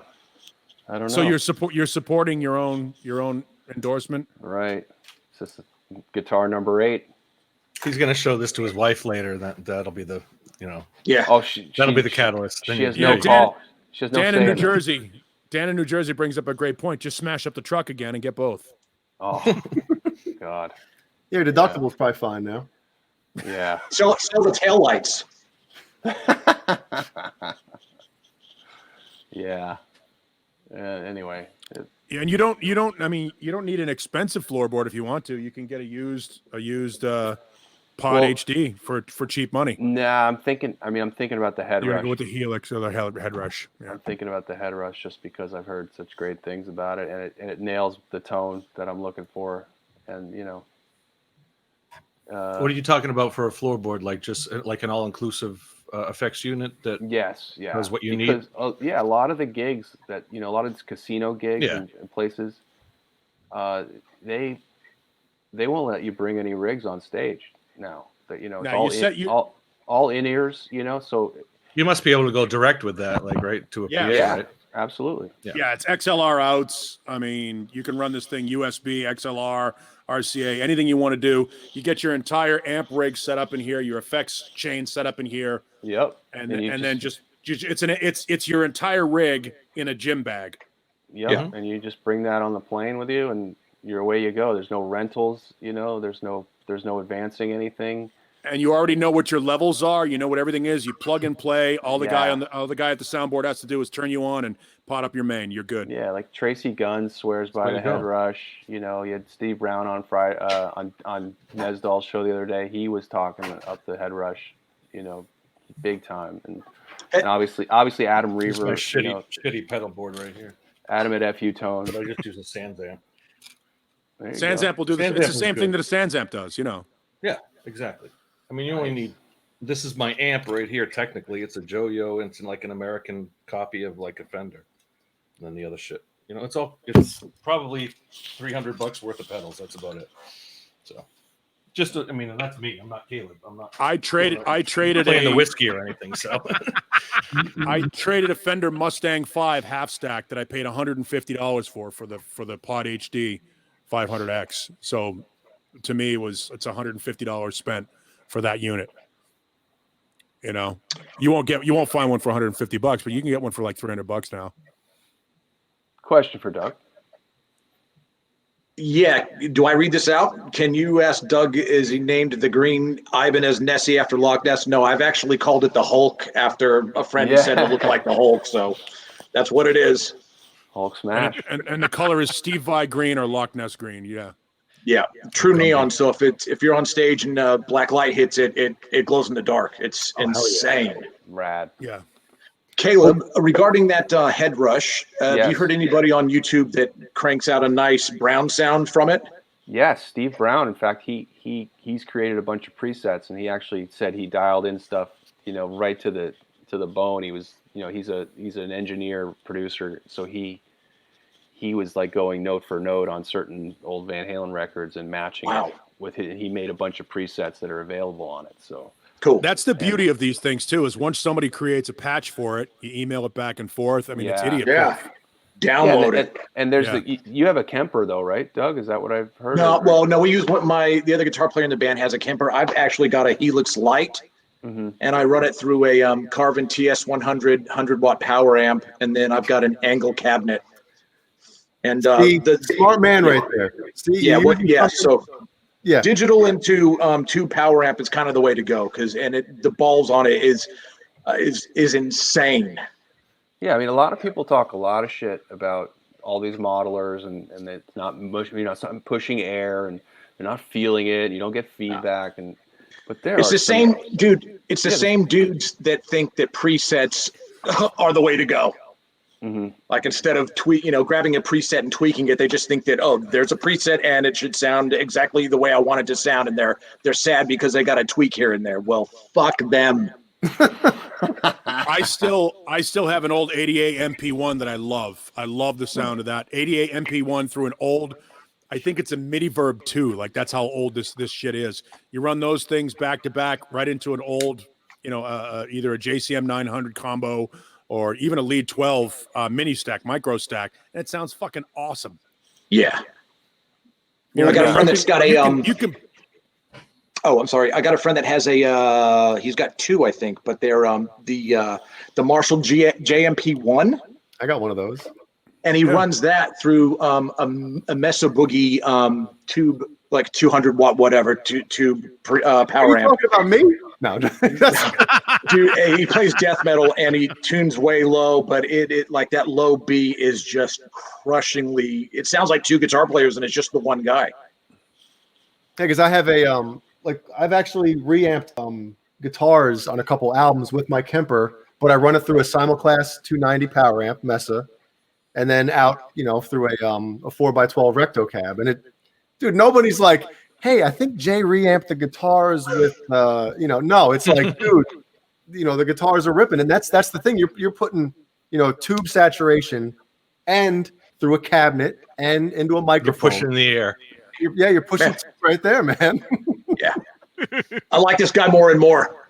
Well, that's the same argument. Like when Doug was showing the $15 Samick of Death or whatever he called it, Samick of Doom. The deal with that, like people realize you have to pay $10,000 for the top of the line guitar, run it through a $10,000 boutique amp into this massive, huge board and into you really don't. I mean, sound is sound. There's only a certain amount of spectrum. If you can get it from a piece of shit, tiny little solid state preamp type deal, and if you can do that, run it through whatever cab you want, mic it whatever way you want, EQ it the way you want, post produce it whatever way you want. Nobody is sitting there saying to yourself, I think the solo he played on that was on a Hondo. Nobody gives a shit. They don't give a shit what you played or what you played through, as long as it sounds good. If it sounds good, it is good. Somebody once said that, right? Yeah, I don't know who. I don't know. Yeah, he lives in Coldwater Canyon. Yeah. Some rad son of a bitch, you brought all 6 of us together. Exactly. And Doug, I'm sure you know this, man. A lot of like modern metal albums, a lot of those guys are using, whether it's an Axe FX or a Kemper, they're using a lot of them. I know a couple bands, and that's what they use. And it's like, but a lot of them just plug direct as well. And I'm not a huge fan, unless you're doing like demos and stuff. I'm not the biggest fan of that. I'd rather, if you can, I would rather send it through all that stuff and mic it, But yeah, you can't. And there are a lot of records where you can't tell either. Right. Jay, quick question. Just wondering, or actually for any of you, have you ever tried the new solar guitars by Ola England? I haven't tried them yet. No. Okay. Yeah, I'm just looking at them online, and they come with some pretty rad, like stainless steel frets and this kind of thing. And then the price is so low, it's blowing my mind right now. And I just wanted to know if anybody, if you guys have played one yet. I haven't heard any negative things about them. If that helps. Are those the ones that sorry, Michelangelo's? I was going to say, are those the ones that Michelangelo is endorsing now? I don't know. I don't know. All right, never mind. I apologize for cutting in. You're cool. No, Jay, you were making a point. No, I think the thing that helps is Ola is such a huge personality on obviously YouTube. Yeah. But I mean, his face and name are on those. Like everybody knows about those guitars because of him.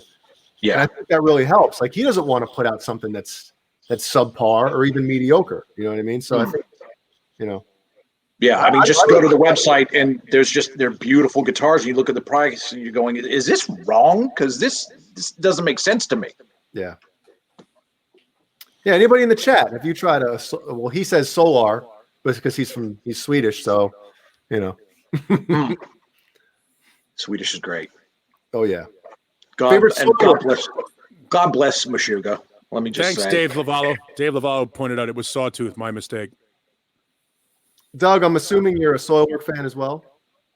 Not a huge Soilwork fan. I'd like to get more into their stuff, but I'm really big on textures. Well, just the one album anyways. Oh, man. Silhouettes. Oh, dude, that album is top notch. Yeah. Yep. That's probably one of the best.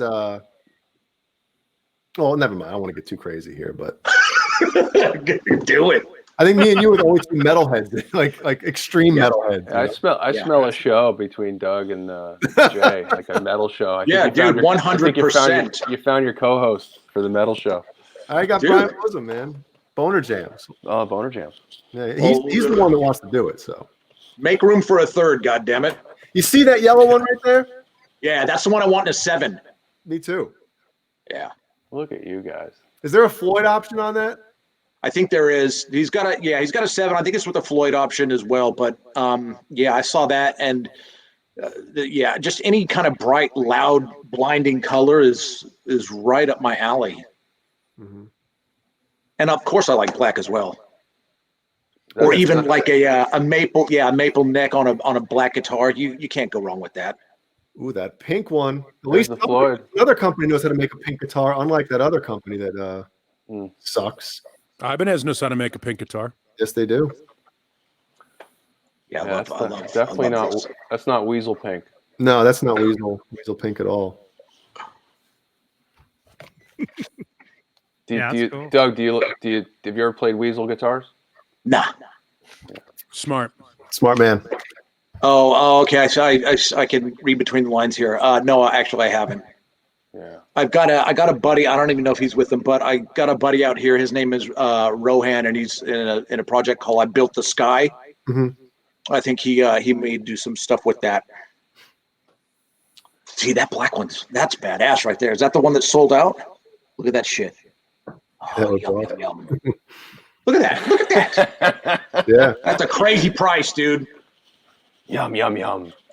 More next level Every nerd shit. bridge too.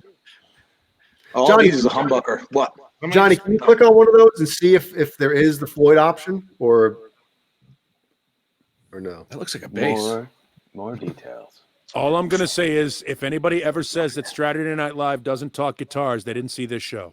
That's right. It's guitar night. Hey, any of you guys into Racer X? Very much so.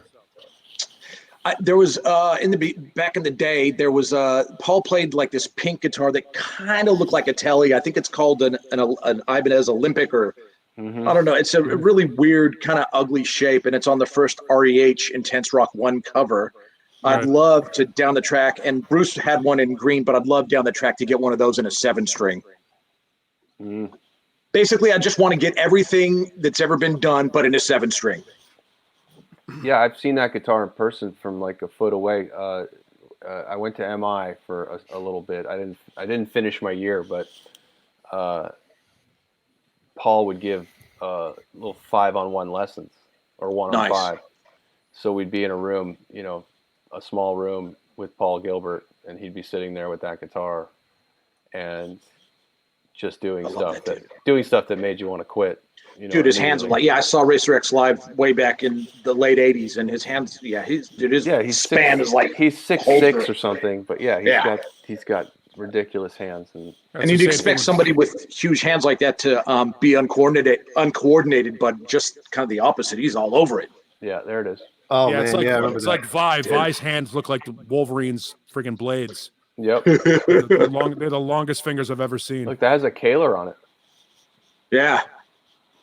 That's an interesting choice. Are those Kaler's good? Like maybe I'm just being an idiot. Kaler's got a really bad rap just because they were, they weren't Floyd's, and everybody. Yeah, for a long time they were your only choice for a long time. Yeah. What's with the whammy bar? Is that shortened or is it? If you didn't have a route through tremolo, cavity, then you had to get a Kaler. That was the only option back in 1984, 85. And if you put a Kaler on a nice guitar, you ruin the guitar. Right. So Johnny's not a fan, is what we're saying. No, I'm not. I'm not a fan of the Kalers myself. No. And it was way too loose. It didn't have any kind of tightness to it. Yeah, it has like a spongy kind of feel to it. Yeah. It doesn't feel like a Floyd. I had a BC Rich Mockingbird back in the day, and you could do a dive bomb by just grabbing the bar and using your pinky and just going all the way till where the bar will touch the body. Yeah, it didn't feel right. So. Well, speaking of guitars that I want in a 7-string that they only make in 6. So this is one thing that, I'm not a fan of Petrucci's Music Man guitars, or really at all. Like the what's the model now? The what is his model called? Jumbio. The Majesty, I think it is, right? Yes. Yeah. I think you're right. Not a fan of the style of that thing and whatever. But the one more sleek silhouette. Every finish that's available is available on a 6 and a 7, which I think is really, really cool. Ibanez, I wish, would make this in a damn 7-string. Yeah. If they made that in 100%. 7, it would be sitting behind me right now. Dude, do you remember those burnt stain blue gems? Yes. They should have made those in a 7-string as well. I don't know. Blue gem. No, it's a burnt stain blue. So yeah, it's the one. It's called BSB. Yeah. Yeah.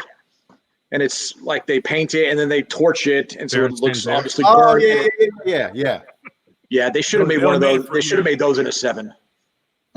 Here's one that I'm gonna get made, but it's not quite ready yet. I'm getting a 7-string painted with the Bumblebee graphic.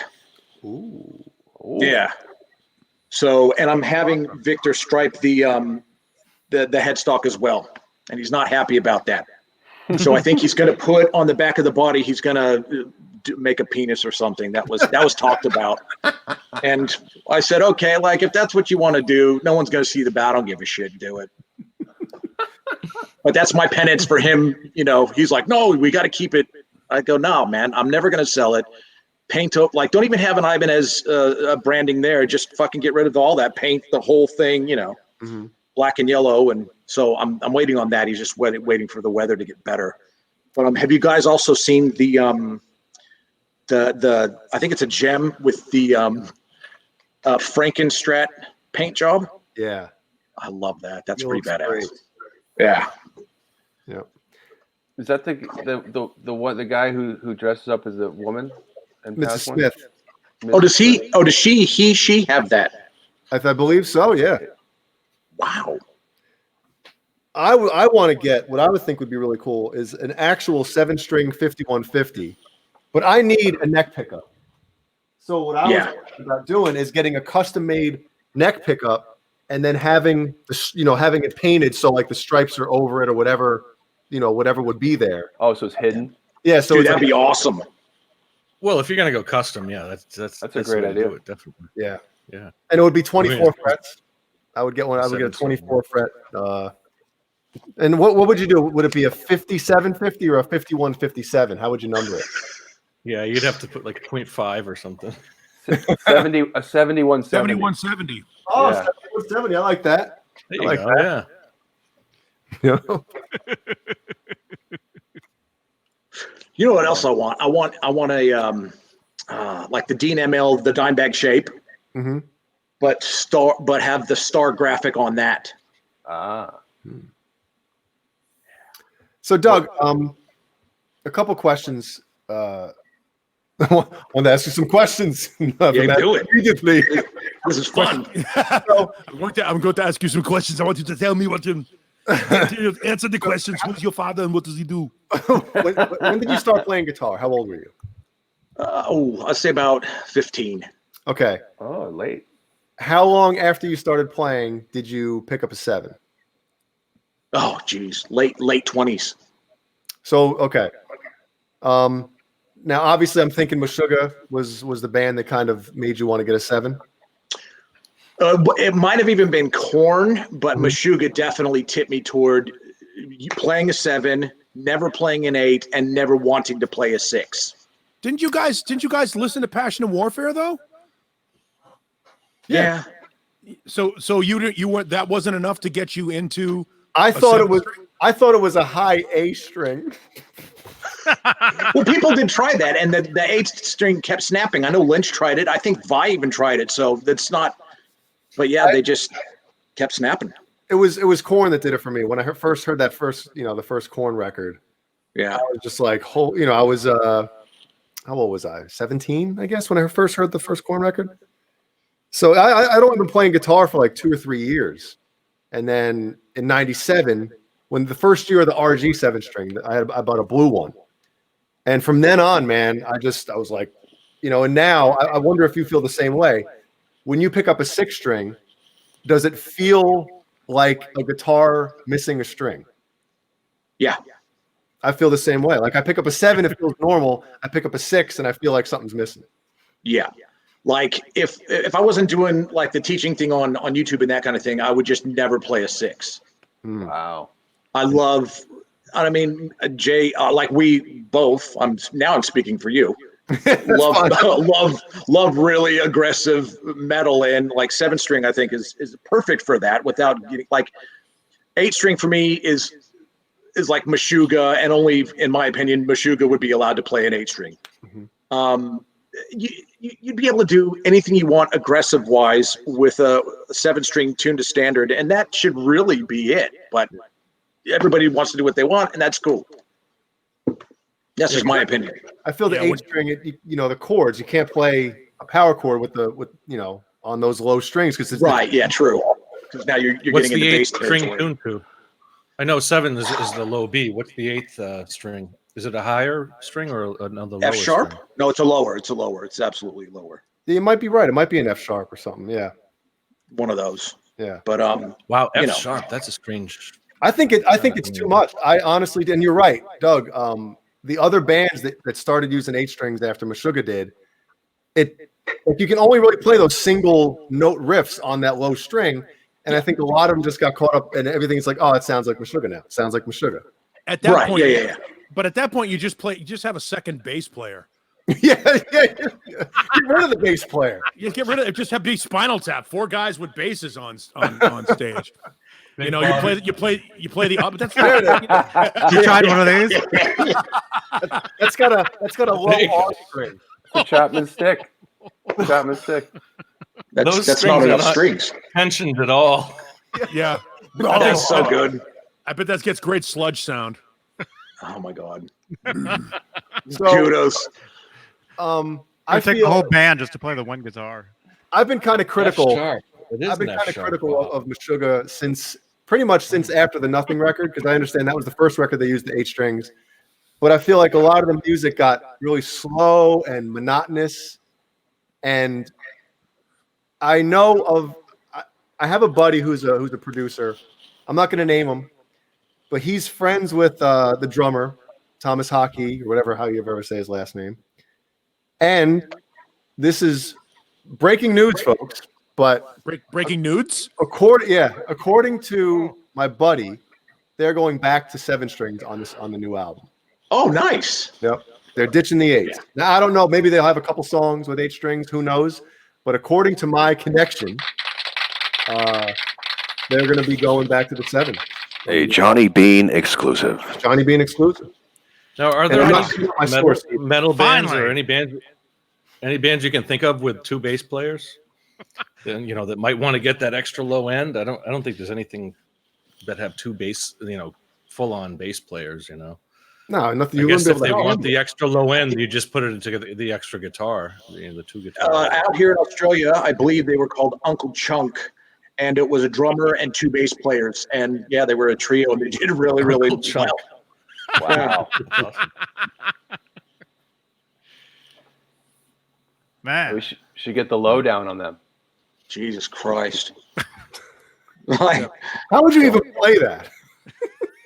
Like Stanley Jordan on your lap. On your lap. that On goes your over lap, yeah. dude, that's kindling for a fire right Is there. that real? I mean, that's not. How could that be real? I know. I was But like, wait a minute. They just I've seen people mirrored playing it. those. No, yeah. it's Now you Well, can it's see the interesting technology. because I would take a hammer to the head of the person who played that, I think. Right? Could And you that would, imagine be, that would be my band. That would be my album. Would just be the hammer going into his head repeatedly to a metronome. try finding a Is that guitar 20? tech. That's 24 frets. Too. Yeah. Try finding a guitar tech for that band. Like, no, thanks. you got to hire a piano tuner to tune it. Yeah. A Panano. Piano tuner. How many strings is that? 18? I think it's 15. Something like that? My That's eyes, ridiculous. my eyes It's get 15 too many. Yeah. Oh, they've gone the opposite way. They've made like a 1-string, like gent machine guitar. I was just gonna say, why don't we just go back to the band? Remember the band Disneyland After Dark, DAD? They had one guitar player, I think, played 3 strings, and the other one, the bass player, played a 2-string bass, Right. and that was it. There was 5 President strings of in the the whole United States friggin' of band. America did that. Yeah, the guy in Yeah. the Presidents did that, and Yeah. Daryl Hall used to play a 4-string guitar. So I want to ask some questions real quick, and that is, okay, we know Johnny is in Santa Cruz. I'm in Melbourne, Australia. Caleb, you're in LA somewhere? Santa Monica, yeah. Oh, dude, Santa Monica is great. Yeah. I met my first wife at Yankee Doodles at the something promenade or whatever. 3rd Street Promenade, yeah. Yeah. Great place. And my friend Glenn Sobel, who plays drums for Alice Cooper, he would come and get me. I actually showed him Meshuggah, and he listened to Destroy, Erase, Improve, and the very next day he went to like Tower Records and bought all of their shit. Awesome. And he was cool like that. But where is Neanderthal from? You're from Phoenix, Phoenix. Arizona. I'm in Phoenix. And Yeah. up top, we've got. I don't have my goddamn glasses on. Is it Johnny 5150? John BL. I'm John BL 5150. I'm Where's he at? This is his show. Why do I keep thinking it's Johnny Bean's That's show? what they tell me. It is. It's on Johnny Bean's Bean's. It's on Johnny Don't Bean's fool channel. yourself. Okay, It's on my channel, but it's his night. By the way, this is the first thing John has said in an hour. that's cool though. He's just Just relaxing. listen, man. He's taking notes. He's taking notes, and can I Taking kill the night next? off. Where are you from? Massachusetts, Cool. New England, And Massachusetts. where are you at? That whole area. Where's Jay? Where's I'm Jay in at? South Carolina, man. Really? Well, I'm not from here, but we moved here. Yeah. Cool. So, a lot of spiders where you are. Spiders. Well, you might want to watch yeah. out, liable to bite. The huntsman spiders, which you'll see on BuzzFeed or whatever, yeah, they can be pretty scary. But if you don't fuck with them, they don't fuck with you. Wow. But yeah, I mean, I never see snakes or anything goofy like that. Snakes. We're kind of in the city, so we're safe. Snakes. Why's it gotta be snakes? Yeah, Snakes. that's how I am with spiders, man. Oh God, my Yeah, wife wants to go to Australia so bad, but she is like deathly afraid of spiders. And I'm like, Beanie, what do you think you're gonna like? You can't. Yeah. What are you gonna do? Summertime you'll find a huntsman, and so yeah, sometimes they will look like a tarantula. They just look like a really skinny, and they're fast, which is Oh, also God. extremely frightening. I'm gonna have Yeah. nightmares now. Johnny, can you pull one of those up? Yeah, we have Pull a tarantulas here. huntsman up. Pull a huntsman up Yeah, on the screen here. And, Pull a huntsman. Yeah, and they're Doug, pretty. Go ahead. While he's doing that, speaking of Meshuggah, that's when I heard Destroy, Race, Improve for the first time. Oh gosh. Oh, hold on. Let's see this, and then we'll get back into it because I know I want to see it. Right. Yeah. Which one? Oh, they're all horrible. They're horrible. Huntsmans. Yuck. I'm having nightmares now. Oh, get ready. Get ready, folks. That's a huntsman. Yeah. Oh, gross. I'm trying to think of. I got one horror story. One was in the standing was in the corner of my wife's bedroom in the corner there, and she took a vacuum and pulled off the thing. So all she had was the tube, and she missed. Oh, And it was there they are. There's my buddy. There's Tim. And what do they? And what do they do if they get you? If they get you, what do they do? I think. What happens? Look, I think their bite is non-lethal, and it might just be a spider bite. So they can't kill you or anything like that. Just And tickles. they're just quick as shit. how big is that? They grow up to be like 2 or 3 pounds. So what is Shut that the in fuck kilograms? up. No, I'm lying. I'm totally lying. Oh my God! Look at that thing. How close she's getting? What is she? Does she have a death At whip? least like 6 inches across. Anyway, Look at the other side of the window. Oh my god. This is he's inside. He's like, this is my house now. Fucking face hugger from Alien. Yeah, it's Yeah. like the full-on alien face hugger. arachnophobia right there. That's when you alien. you burn down your house. Yes. You pull a full airborne. Oh, great! The guy's got it in his hand. Nice. Ooh, you know what else Oh. we have at night? This is great. We have bats. Is that like an infestation on the left there? Oh my god. These bats are cute though. Right? Oh, Yeah, yuck. but That's a meal. and That's we're a meal talking right there. we're talking like sizable bats with like, I don't know, 3 and 4, well, about a 3-foot wingspan kind of thing. They can get pretty off. big. Yeah, I've they're had not one as big swoop as the me ones in before. South America, but they're pretty big. No, the ones in South America look like little fucking dogs and shit. Look like human beings. They're fucking like Yeah. 4 feet tall. I'm getting You see sick. that one that was hanging upside down? Oh Yeah. man. Fucking crazy. Yeah. Oh, forget it. Oh. Oh, we also have massive, apparently not massive, but we have sizable great white sharks as well. Yeah. So there's Okay. always somebody, getting attacked. Oh. All right. Well, I guess. Other than that, dude, Australia's great all place to Oh. live. Oh. I'm getting sick. Read. I don't get sick. I get Oh. frightened. Look at that. Oh. You want to take a shit? I dare you. I dare you to take a shit. See, that's why you should always have the roller under, not over. Right.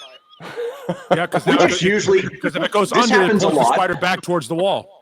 Exactly. This happens a lot, and what we usually do is we just wipe our ass with the spider. Oh. And that's what it looks like right there. Oh. Bam. Spider Day Night Live, everybody. Yeah. Oh. Oh, that's horrible. Look at that face. Hey, what's up, dude? He's He's smiling. smiling. Hello. Put your ass near me. On a happy face. At least you can see those. Here we've got bark scorpions, which they're basically gold and yellow. And if you notice the rug behind me is also gold. Oh. Right. Yeah, that would be quite frightening. So they get lost in the rugs, and you find out when you step on one pretty quick. I can't. Jeez. anymore. Yeah. Have Yeah. you stepped on one? Scorpions. I haven't. My ex-wife did though. Yeah, Phoenix, they have scorpions. That's a spider. Better her than you. Oh, I know. My thoughts exactly, John. I loved her, but not that much. So I felt bad about it for a minute. oh look, Paul. Hey, look at that, huh? Huh? We're drinking the same water. Wow. Coincidence? Yes. Textbook definition. The same tap water. Awesome. Yeah. So back to Meshuggah, everybody. Oh, yeah. So I don't give a shit. It's 4 cents a bottle, Caleb. I know, you're right. You're right. I'll pay the 4 cents for them to put the water in the bottle. I'm okay with that. All right. I'm going to get a beer. all right. So the Which first is time I also drummed- water. First time I drummed, Yeah. Well, the American stuff is. first time my drummer showed me Meshuggah, obviously it was Future Breed Machine. Was the first song. Yeah. Oh, yeah. And when I first heard it, I was like, this makes no sense. 0 sense at all to me, you know? Yeah. But then you start listening to it, and all of a sudden the things start happening in your brain, and you're like, holy shit, I know what's going on, and I can finally like feel and hear the rhythm. Yeah. And it just all of a sudden like changed how I wrote music, how I thought of. I became more of a drum fan. Yeah. And even a guitar fan after that. It was like, you know, it was just something like a mind-blowing. That was one of those epiphany moments as a musician for me. Meshuggah is definitely that band that turned me into like the rhythm guitar player that I ended up being. And it's like, dude, the friggin', you know, everything going like that. It's like, you know, oh man. Yeah, it's like listening to a Steve Harris bass line. Okay. But yeah, mind changing band or music changing band for me. Definitely. I felt that way about Strapping Young Lad. Yeah. A Strapping lot. Young Lad. I love them both. Yeah, that did that. It did that for me. I was like, that's why when I heard Meshuggah, I was like, this is good. I like Strapping Young Lad better because Devin is fucking insane as a composer and a producer.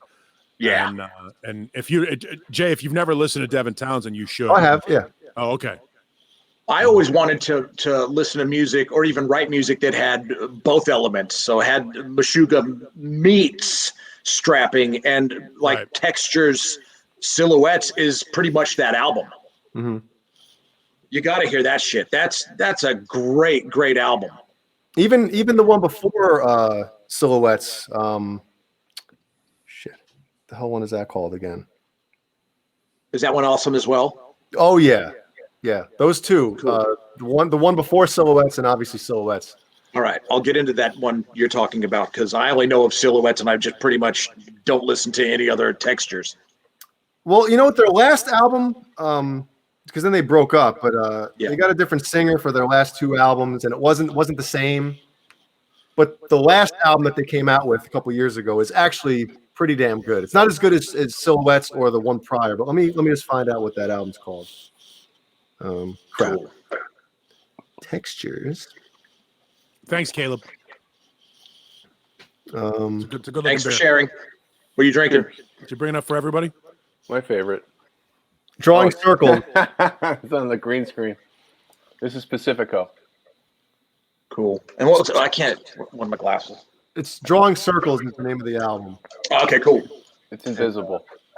Do you guys have? Do you guys still have track Pete's 2? Wicked Ale out there? What? Do you guys still have Pete's Wicked Ale out there? I think so, yeah. Yeah. Wicked. No, this I'm is sorry. specific- Sorry, I totally cut Jay off. Sorry, dude. Dude, we got 6 people in here. It's everybody gets cut off from time to time. It's no big deal. What happened to these two dudes? Yeah, they're taking a leak together. How do you do that? I want to do that. Shut the camera off. Stop cam and mute. Otherwise, we'll hear you pissing. I'm gonna go grab a Coke. Oh, listen to that. What's up, fellas? How you guys? How you doing? We were just waiting for you to to nerd out on your 7-string. Oh, love it. Sweet. 91, man. 1991. So what did you do with the neck pickup? Or did Oh you? yeah, I got this in a trade. I'll just give you the long story short. But I used to be endorsed with Ibanez, and I had a my drummer's uncle or cousin or whatever. We stayed at his house when we were in California, and I walked past. He was a musician as well, and I walked past his room, his music room, and this guitar was just sitting on a guitar rack, and I was like, "You have a Universe?" And he's like, "Yeah, man, you want to play it?" So it's one of those moments that I'm sure we've all had where you pick up a guitar and you're like, "Oh my God, like this is my guitar," you know? So I tried to buy it from him. I tried to trade it. He was like, I'm not getting rid of that guitar. It's a great guitar. So long story short, You killed him. So long story short, he came to see us at a show in California about a year or so later. And I was like, "You still got that Universe?" He's like, "Yeah." I was like, "Bobby, I need that guitar. Like I think about it all the time. I want it." He's like, "All right, well, let's work something out." So I ended up calling my Ibanez rep and got Bobby, the one who owned this guitar. He got to pick any guitar that he wanted, except for it couldn't be a because he wanted a Joe Satriani signature. Yeah. But the catch was I wasn't allowed to get any signature guitars. It had to be like an RG or something, you know, like not a an artist model. So he picked some awesome natural finish RG, had that shipped to him. He shipped this to Ibanez, and then they put a Evolution and an Air Norton, and fixed it all up, changed out all the electronics, and it's just it's an amazing guitar, man. It really is. I mean, That's awesome. He could have got a Saber, and it would have been the same thing as the Joe Satriani.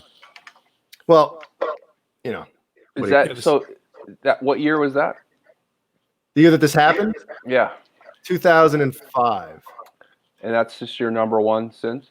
Yeah. This has been, if I was like the Desert Island thing, like you can only take one guitar with you, this would be it. It would. I mean, I haven't played it much because I have the yellow one, and for some reason, I've become more of a fan of maple necks than rosewood now. I don't know what it is, but it's just something about the maple, and I want to try. You're evolving. It's change. You'll like the rosewood in 5 years again. So it just keeps going. Yeah, we'll see what happens. But yeah, man, I mean, Ibanez knew how to make guitars back in the early. That's why I bought the Gem 505 because it's the only maple neck gem you can get. Yeah, man. Well, maple neck Japanese gem. Besides the originals and the reissues or whatever. Yeah, the reissue 30th anniversary. Which, by the way, update on that, Jay. The girl with the original 87 LNG 777, she still says it's mine as soon as she gets it back from California. She's buying a whole bunch of other guitars, so she's getting desperate for funds. Well, I gotta have it. Yeah, That's my white whale. I gotta have that guitar. White Whale. Yeah, Moby Dick reference. It's a Moby Dick reference. Oh, I've never read a book, so I don't know. Yeah, I was gonna say it's a book. Maybe you ought to open one. Yeah, if Captain Ahab wanted a guitar, then that's where we're at. So Yeah, it's It's the early one. It's so early. It's still got the Kaler trem guard on it before the lawsuit. That's how early it is. That's why I got to have it. Well, hopefully she doesn't realize how much it's worth. Oh no, she knows what it's worth. She's gonna bleed me, but I'll pay it. Have you seen that? It's Jesus Christ, you can't tell. It's green. There you go. Oh wow. It's an Ibanez. It's I think 2019, but there's no Floyd on it, and there needs to be. See, Sure. that's the same issue, dude. They make the green version of that with a low pro, but the 7-string version has that on it. I'm like, what are they doing? What are they doing, Who are these people? They're obviously on acid. dude? I want to talk to somebody over there and be like, what are you doing? Maybe that Fender guy has gone over to Ibanez. The interesting thing about it is the 7-string thing. It's waivers back and forth. I mean, obviously, Vi tried it for a while, and then it sort of went away and faded, and then Korn brought it back, and then faded again. Yeah. And now it's come back. It's like it's really a weird thing. It's almost like certain models of guitars, like I don't know, like the Gibson Explorer, or certain guitars, certain models of Les Paul, or certain models of Strats, or whatever. They make them, they milk that cow till it dries up a little bit, and then they're like, all right, screw it, let's create market demand for it again. Same thing with that, the neon green or the Loch Ness green gem. If there's a big enough market demand for that 7-string with a Floyd on it, or the low pro, whatever, they'll make it. But somebody has to play it. Some band has to come out and make that thing demanding enough so that Joe guitar player wants that guitar. Otherwise, it doesn't make sense for them to tool it. Well, Yeah. I'm just glad that for a while there it was uncool to play a 7. And you kind of just talked about it. Like the Ibanez even The stopped. prices dropped. Yeah, Ibanez stopped making the Universe for 1 year, and now it's like now that they're making 8 strings and 9 strings, the 7 is almost as normal now for like, especially in the metal world, as a 6. It's like you don't really notice anybody playing a 6 or a 7. Because there's guys playing 8 strings and 9 strings now. Yeah. Like 15. Yeah, those are 15-string guitars that we were looking at. The Spiders had 15 legs too. Yes. Oh, 15 it's all connected. Right, John Bill? Exactly. What do you got, John? He's gonna play some Jason Becker now. With the yo-yo. My SG. Yeah. I saw that tour. Did you? Yeah, I was like 19, and Jason was doing the. Yeah, I was like, dude. Yeah, that was fucked up. Yeah. Awesome. It was a good time to be in California. Mm-hmm. Yeah, he's still here, man. Yeah, He's Dude still rocks. here. He just Dude turned. rocks. What did he turn? 51, Colleen? 51. Yeah. Yeah, his birthday was last Sunday? He's still cranking out music too. So, like, if he can do it, everybody needs to get off their ass and get it happening. Dude. Total inspiration. If Jason could do everything that he does, anybody can do anything. Mm-hmm. You 100%. just got to do it. Yeah, your problems don't matter. If you look at that guy, I mean, he's an absolute hero. He just points out the fact that here's a guy that, as I pointed out in my post the other day, I think it was Tuesday, 3 to 5 years to live in 1990. And here he is 30 years later. So good for him. He's a badass. Yeah, in every way. And the idea that a guy that can compose the kind of music he did with his eyes, pointing back and forth. This goes back to what we were saying earlier. He had natural ability, but he also has the ability to chart shit and write music and stuff like that. But if he didn't have that innate natural ability, that we talk about, it when you see it. You can't describe it, but those that have it, Jason has it, and combine that with some actually theoretical knowledge, and that's what a genius is right there. Yeah. There probably would have been no stopping him. He would be at Vi level, Eddie Van Halen level. He was a genius. He was going to be the next guy, the heir apparent. Yeah. And Friedman knew it too. Yeah. I remember telling my friends back then, I'm like, if Vi leaves Roth, they would be like, Jason Becker is the next guy. Mhm. And of course, I was telling girls and dudes who weren't into music because I'm just like, well, I don't even know what the fuck you're talking about. But like you go back and you listen to stuff like you listen to Drop in the Bucket on A Little Ain't Enough, and at the end there's that modal like that really out of sync set of runs that he does at the end of the thing that's like an ascending run at that solo, and you're like, Jesus Christ, that doesn't fit David Lee Roth music, but he made it fit and made it musical. So the theorists were like, holy shit, he's playing this amazing thing, this amazing piece, and he made something that was so technical sound. He dumbed it down for people, and that's something that guys like Vi have yet to do. Vi hasn't been able to take that technical thing and dumb it down. Satriani has, but Vi and Malmsteen and some of these other shred guys haven't been able to make the most complex modal playing palatable to Joe Sixpack on the street. Have you heard Jason have, the 4-track demos of Becker doing like early Roth songs? Mm-mm. They're on YouTube, like he does like Yankee Rose and those off the first album. And obviously the audio sounds like, Fostex 4-track, but Right. it is crazy. He's so like advanced and far beyond everybody else. And he's just playing these really cool blues licks and he's totally injecting Jason Becker into it. But dude, you got to hear it. It's like, fucking hell, dude. Well, the brilliance of Becker, and this is something maybe Jay, this is, we've been turning you on to some of the older bands that you may or may not have been aware of. Are you aware of Cacophony, Jay? Yes. Yeah. Okay. Because that's what Meshuggah is doing. Only Cacophony did it with only 6 strings, except it's just not down tuned. But the construction of those songs is every bit as progressive and insane and extreme. Music wasn't ready for Cacophony. That music wasn't ready for Racer X. Music wasn't ready for those kind of bands at that time. It was just too much, and we hadn't been conditioned to it. And now we are. So a band like Meshuggah and stuff like that now gets the kind of mainstream acceptance that a band like Cacophony was sort of paved the way for.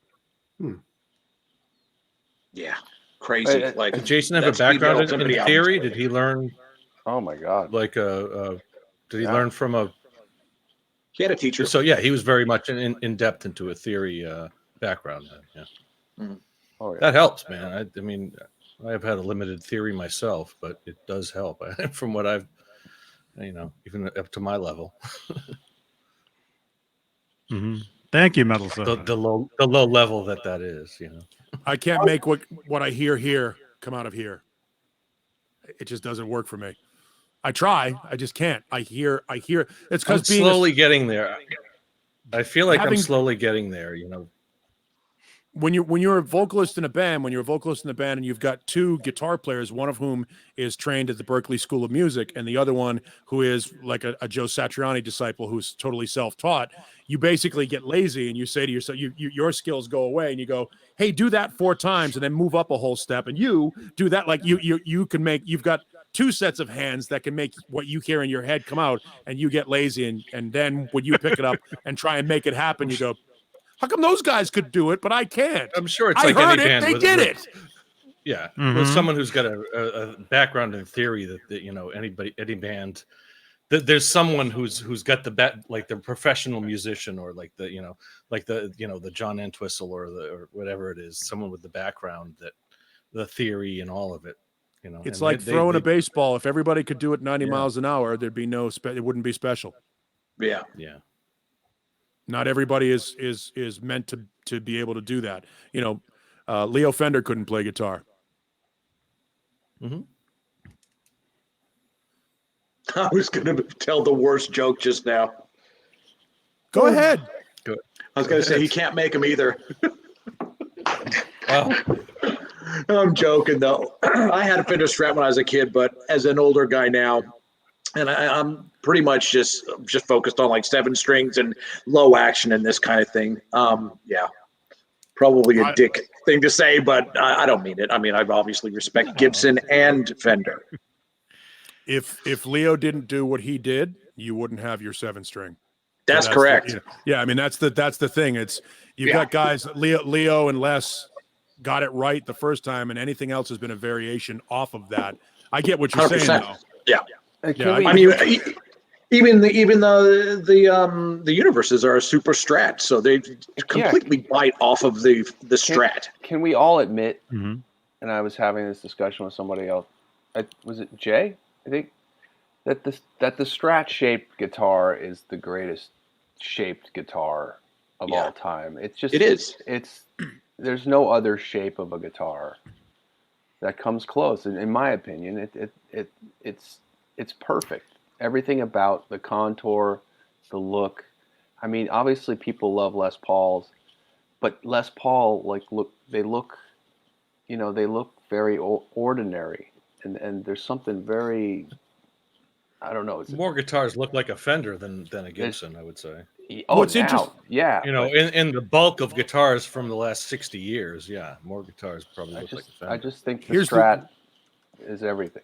What you're saying, Caleb, I think the way I interpret it is anybody looks great with a Strat in their hands. Mm-hmm. You pick up that shape. Anybody looks great with a Strat. It's instantly, infinitely, universally cool. Certain guys look great with a Les Paul in their hands. Like Jimmy Page doesn't look right with a Strat in his hands, or a Gretsch or anything like that. Slash doesn't look right with a Strat in his hands. Looks fine with a Telecaster. Right. But Sir Ace Frehley wouldn't look great with a Strat in his hands. But those are certain guys because we're so used to them with Les Pauls. But if you put a Les Paul in Jimi Hendrix's hands, it doesn't look right. Right. Everybody looks great with a Strat. The Strat is universally, and let's face it, every guitar that we've talked about tonight has been a double cut based on the Strat. The Les Paul is based on the Broadcaster, which is the Telecaster. You know what I mean? Like they started with that, and then when Leo said, okay, the Telecaster is great, but I need something a little bit better looking. I need something a little bit sexier. See, that doesn't look right. The Les Paul looked great in some guys' hands. Is that Johnny? Yeah. The Les Paul looks great in some people's hands, but the Strat looks great in everybody's hands. Yeah. Yeah, I don't think I'd look cool holding, playing a Les Paul, man. And unless it was a 7-string. less Neander. Wait, no, is it Neander Les Paul? Would it be less Neanderthal? Yeah. Dude, with a Les Paul, you gotta paint it green. You gotta make it a 7-string, and it needs a Floyd. Or I'm not going there. But you can't put a Floyd on a Les Paul. That's sacrilege. Yeah, that's why you do it. Kirk Hammett's Les Paul. I don't even know if it's a Gibson. Isn't it an ESP or something? Neil Sean had a signature Les Paul that would have Floyd on. He had Floyd on his, yeah. Dave Amato does too. Kirk Hammett owns Peter Green's 59 Les Paul, as we referenced Peter Green, who we lost today. Mm-hmm. Oh wow! So good. that's What was the first cutaway guitar? I'm wondering. Well, they were all based on Spanish flamenco guitars. Some of these acoustic. Some of the acoustics were single cuts, early Gibsons and stuff like that. But no, the Les Paul is a specific guitar. Like imagine Zakk Wylde playing a Strat.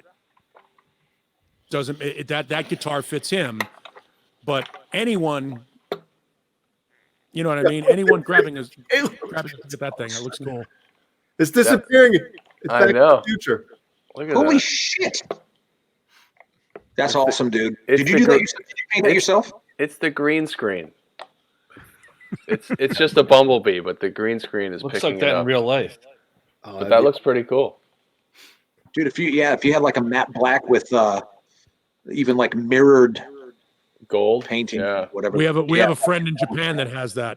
Our friend Mully has that done. It's flat black with a silver reflective striping. Oh my God, that's a whole It looks that's a great. whole new thing. Yeah. Yeah, it looks great. Terminator Ed. I got Caleb at Nerd Halen. Yeah, everybody in the chat is like pointing out people who have Les Paul customs with Floyds. That's fantastic. It's sacrilege though. You don't do it to that. You totally do it to that. I'm so happy. Yes. Yeah, see, this is this is the greatest looking. I mean, for me personally, Yeah. the Bumblebee guitar when I saw it the first time, and I still feel the same way. I just think this is the greatest guitar ever created for rock and roll. Totally. That one, man, I love the Star as well. Yeah, I mean, I do, but I remember seeing this on that cover, on that record, on the back of Van Halen 2, and just thinking, because I already saw the white one, and I was like, wow, that looks pretty cool. But this didn't have the pick guard, and it had just all. I mean, it just doesn't get better than this, and it still doesn't. You know, it still. I was doesn't. one of those dudes that had I had Van Halen 2 before I had Van Halen 1. Right. So, I'd actually heard Spanish Fly before I heard Eruption. Wow. So when I did hear Eruption, boy, did I shit my pants that day. What's funny is the black and white, the original black and white, obviously the Frankie, is my least favorite of all Eddie's guitars. That black and white one it's my, like, of all the great guitars he's come up. Well, I would say the Star guitar is not one of my favorites either, but yeah, that's pretty gross. Well, it was inspired by the No, it's great. The paint job was.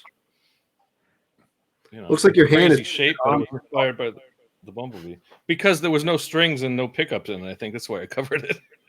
Oh. That's awesome, man.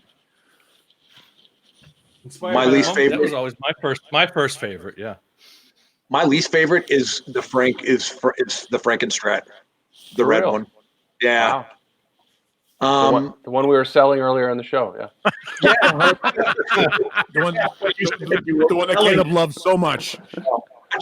I think with anything, I always like the underdog, and I think that the star that he played, he played it for one tour, and a lot of people don't like it, and even when I was a kid, I thought that guitar is way too metal for me, because I was listening to Kiss, so I was like, I don't even know who Van Halen is, but this Star guitar looks very bizarre to me. So that's why I like that. Do you like the Shark? Do you like the Shark? I don't know. I don't know. All right, I got a silly graphic guitar request. Hang on a second, I'll be right back. Apparently the first the Rasta, and wasn't there another, and the circle guitar or whatever that even Charvel are making it during the Fair Warning era with a naked guy or whatever, and no, that's the Unchained guitar. It became the Rasta. He painted over, and Dweezil owns it now. Yeah, I'd like to get a 7-string and actually all of those. But I guess because everybody loves the Frankenstrat, it's made me pull away a little bit. But it's cool. It is cool. I mean, you agree that it's the most iconic electric guitar of all time. Dude, 100%. Yeah. But because everybody loves it, I kind of pull away. Well, I believe it's it's $20 million. Like I believe it could get that much money. wow. I believe it. There's no other guitar on the planet that could get the kind of money that guitar. I agree that it's probably one of the most sought after and most expensive original guitars ever made. Absolutely. I think it has to be. Like, is it retired? Yeah, 20 million, crazy. Who knows? It was in a museum last year. He had it at the Met in New York last year. I actually flew to New York to visit it. Dude, did you cry? No. Okay. But I made some funny pictures You gotta ask with it. these things. I made some funny pictures with it. Send me the thing. Send me some photos later. Yeah. It's funny. You flew to New York to see it. Meanwhile, you live closer. Down the street from home. Yeah. But I don't want to get shot. So Yeah. I'd rather.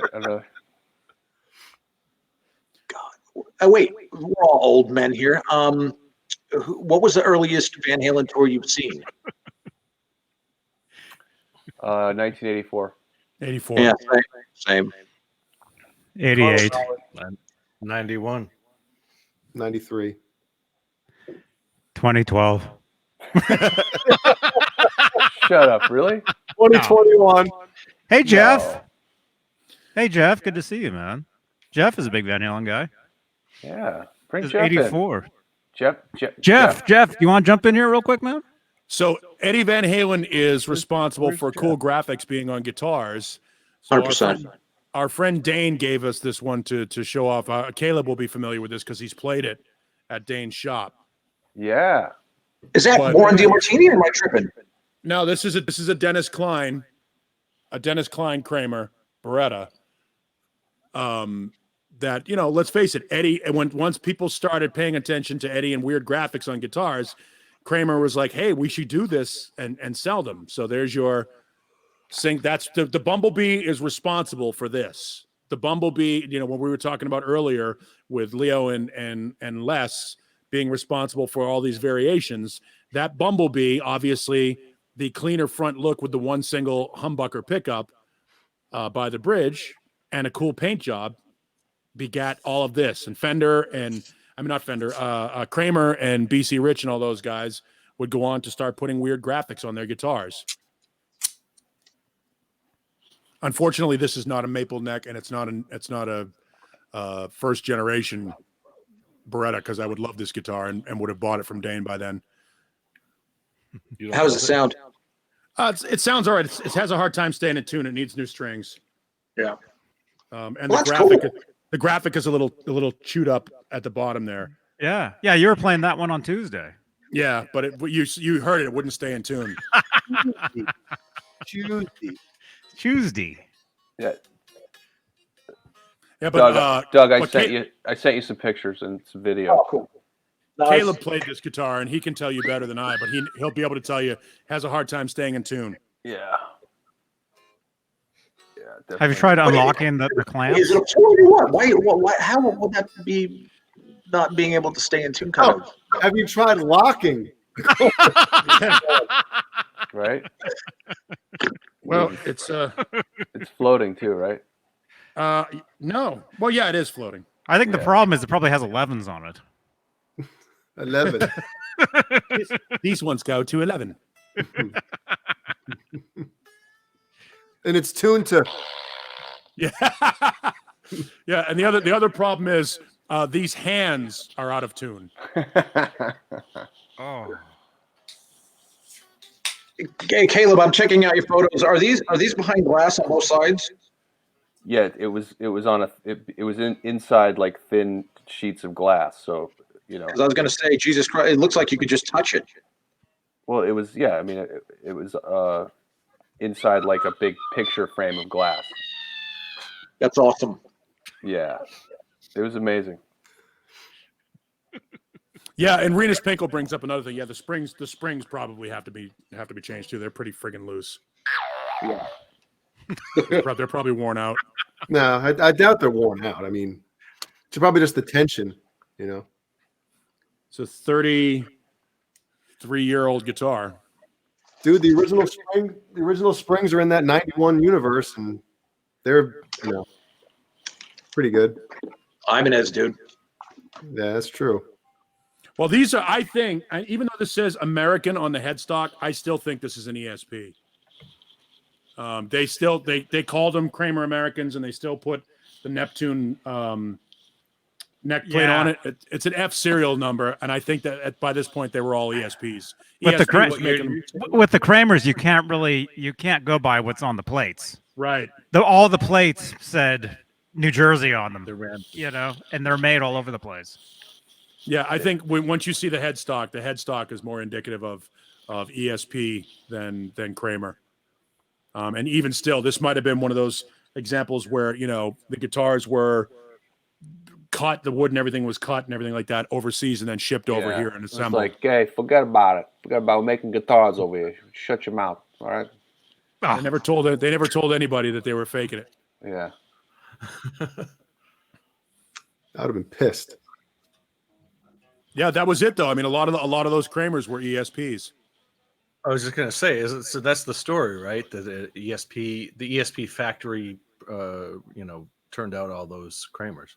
Yeah, it was before they were ESP. They were just called Electric Sound Products, and they were a third-party manufacturer like World Music in Korea. So they must have made for a lot of different companies. Then, you know, did they make Jacksons? Did they make BC Riches? And probably, you know, I think they made some of the Jacksons. Yeah, some of the Charvel Jacksons that were, after the neck throughs. the Model 1s, Model 2s, anything that says Charvel by Charvel Jackson, and it has the Charvel Jackson logo on there, was made in Asia, despite having a San Dimas neck plate on it. Wow. San Dimas. Mm. San Dude, Dimas. Jay, I watched that trailer today. Mm-hmm. That second one. The funniest part was the very last part. The very last section where they're like, yeah, we're dead and we're in hell. Oh yeah. Or whatever. I thought that was funny, but the rest of it. Dude, it almost looks like a borderline, like straight to VHS. It even has that look. It doesn't look like a real movie. Yeah, but credit. I mean, the idea that Keanu Reeves would still do that movie at this point in his career is amazing. Yeah, I agree with that. Because he doesn't need Bill it. and Ted 2 or Bill and Ted 3? 3. The new one. Oh, yeah, the one that the Alex Winter Needs Money version. Yeah. Helping out my bro, dude. I'm not. You gotta wonder. I mean, like, yeah. I mean, how much is it? How much is it just them, like, kind of appeasing people, like, and saying, "Oh, we want number 3," or we want. How many zeros are at the end of the paycheck? That's what it is. I mean, business. What are they doing it for? Yeah, I mean, and I'll watch it. I'm sure I'll see it too. Yeah, it's great. Here's stuff. the great part about it is Keanu Reeves doesn't have to make a movie that has to do well, and he's still going to get paid a shitload of zeros. If that movie comes out and sucks out loud, who cares? When I was doing radio out here, I went to one of the Matrix premieres, and he was walking down the red carpet, and I went, "So, what's next? Bill and Ted 3?" And I put my mic to his mouth, and he just stared at me for like 5 seconds, and then went, "No," and then he kept going. And your best piano voice, no. And then, I think I've softened up toward Keanu to where I actually think he's a pretty cool dude and all that. But yeah, I'm sure. Look, it would be awesome if Bill and Ted 3 was good, especially if they used music from Meshuggah and Strapping Young Lad, and they played green guitars with 7 strings and Floyd Roses. But But credit where credit is due. In the preview, in the trailer, they did get Death back, which I think is awesome. Yeah, they got the original guy. The guy that played Death. William Sadler. Yeah, he played. I was gonna say, yeah. That's the cool. Old number 2, right? Yeah. So the fact that they got him back, the Grim Reaper, I think is awesome. That's cool. And intermission. Oh yeah. Where is that? Is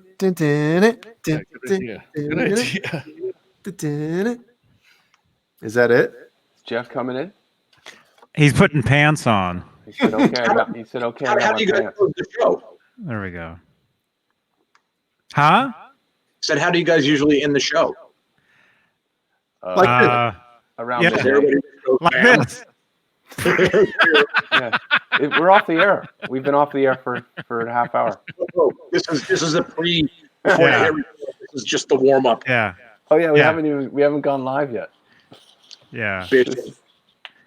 Yeah. Because I wanted to take back pretty much everything I said so far tonight. I want to retract it all. I don't give you my permission. We end the show like this.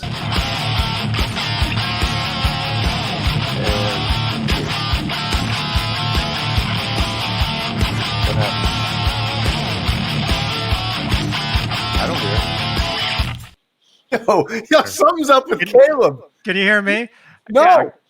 I heard Caleb the whole time. I You heard him the whole time? I didn't hear. I heard Caleb. That's StreamYard, or that's my computer. My computer is so horrible, Oh, man. see, there it is. Wow. Yeah. Hey, is that one of those Rhodes things? Like the Rode podcast or whatever it's called? Like, where's the samples coming from?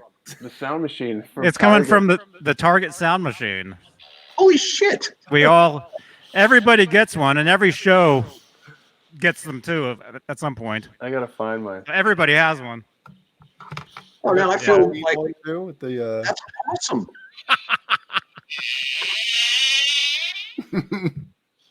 I would just have it with lap tracks, all 6 patches or whatever. So you might have some competition in here, Johnny, for John Beale's spot. Huh? We might have some competition for John Biel's spot in here. John Biel's Cheryl- spot. You see Cheryl Lynn's comment? You can take it. 86 through 1990, ESP exclusively made bodies and necks for Kramer. Mm. They were assembled and painted in New Jersey. Backplate did not say made in New Jersey, just Kramer, Neptune, New Jersey, a play on words. Look at that. Wow. Oh, Cheryl Lynn. So that Awesome. would usually be a John Biel comment. Yeah. Well, no, it's Saturdays, which is me. I do all the work I'm on good at. Saturdays. I'm not so good at it. I'm good at like the classic rock history. I'm not so good at the guitar tech history, that kind of stuff, pickups and that kind of body styles and all that. But thank you. Who was that? Cheryl Lynn. Cheryl. Thank you, Cheryl. Thank you for the info, You got Cheryl. the job for Saturday night. Yeah.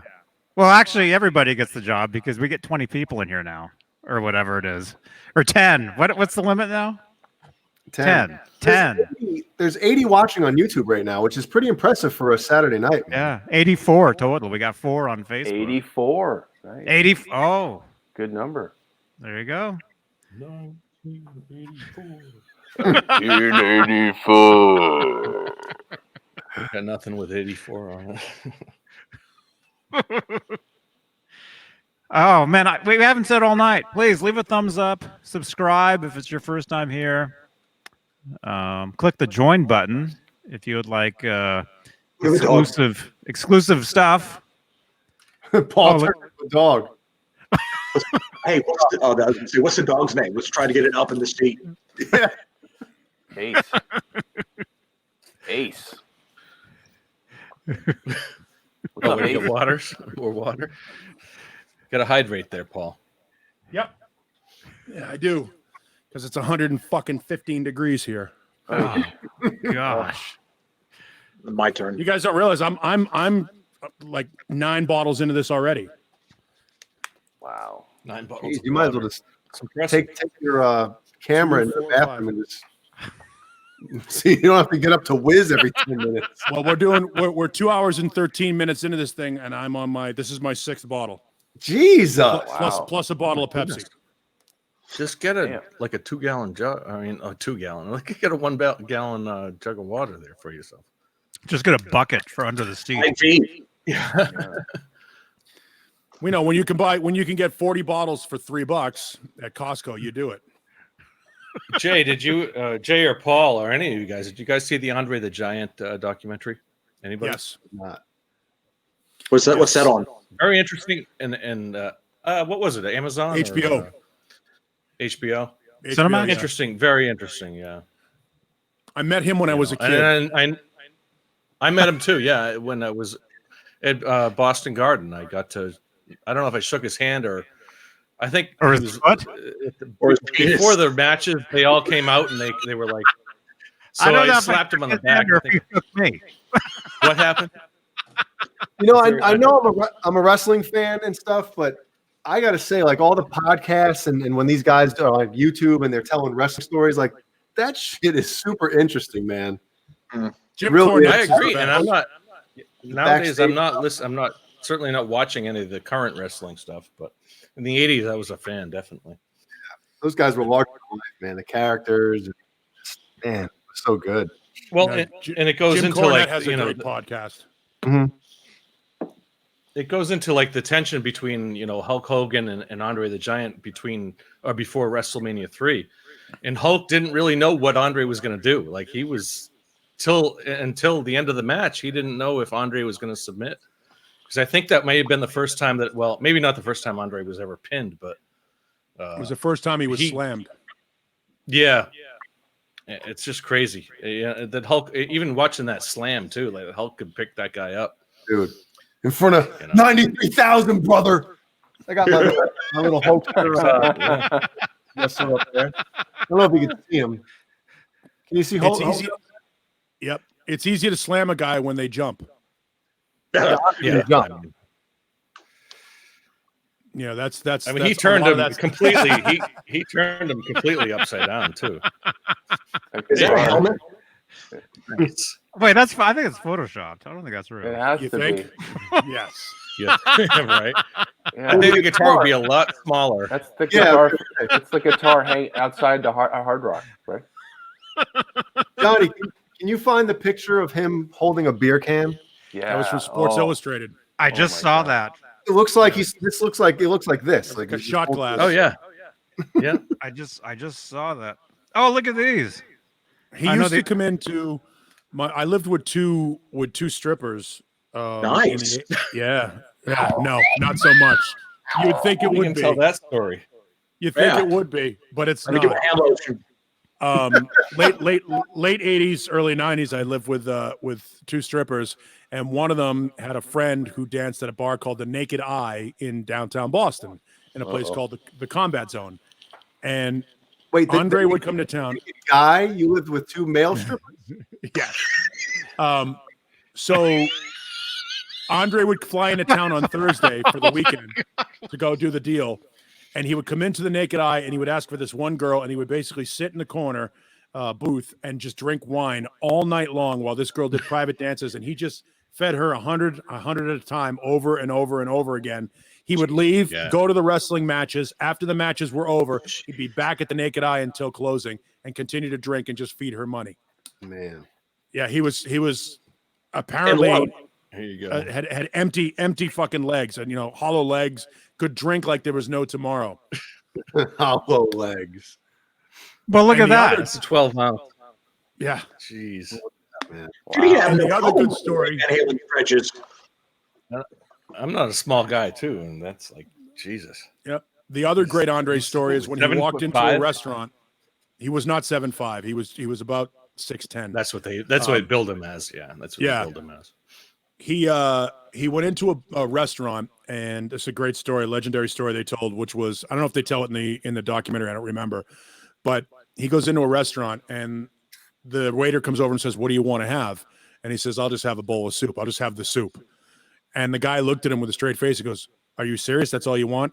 And Andre got pissed and said, "No, give me 4 of everything on the menu." and then stiffed him. Yeah. Made the guy work for the entire night. Made him bring him everything on the menu, 4 orders of everything of that, and then walked out and stiffed the guy on the tip. Busted his ass all night long for nothing. Ouch. Mm-hmm.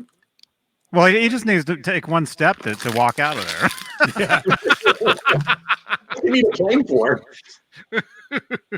Yeah, look at that. He's on a plane. He takes up both seats. Can you click on that link, Johnny? The 21 Andre the Giant photos. I'd actually be worried being on a plane with him. The best thing about because of the weight. It'd be tilted the whole time. the whole flight. Goodness. the best story is the best picture is going to be the one that's got 6 female wrestlers, 3 in each arm, where he's standing. Yeah. He's at like a carnival and he's got 6 women in his arms. Oh, it's in black and white, right? Yeah, Oh, it's the a one- black and yeah. white picture. There's There it is. Early. It's there it Go up. is. On the right one there, with 21. the one with Arnold is right above. If you go up, Yeah, they were buddies. Right look there. up. Yeah, and Will Chamberlain. Yeah.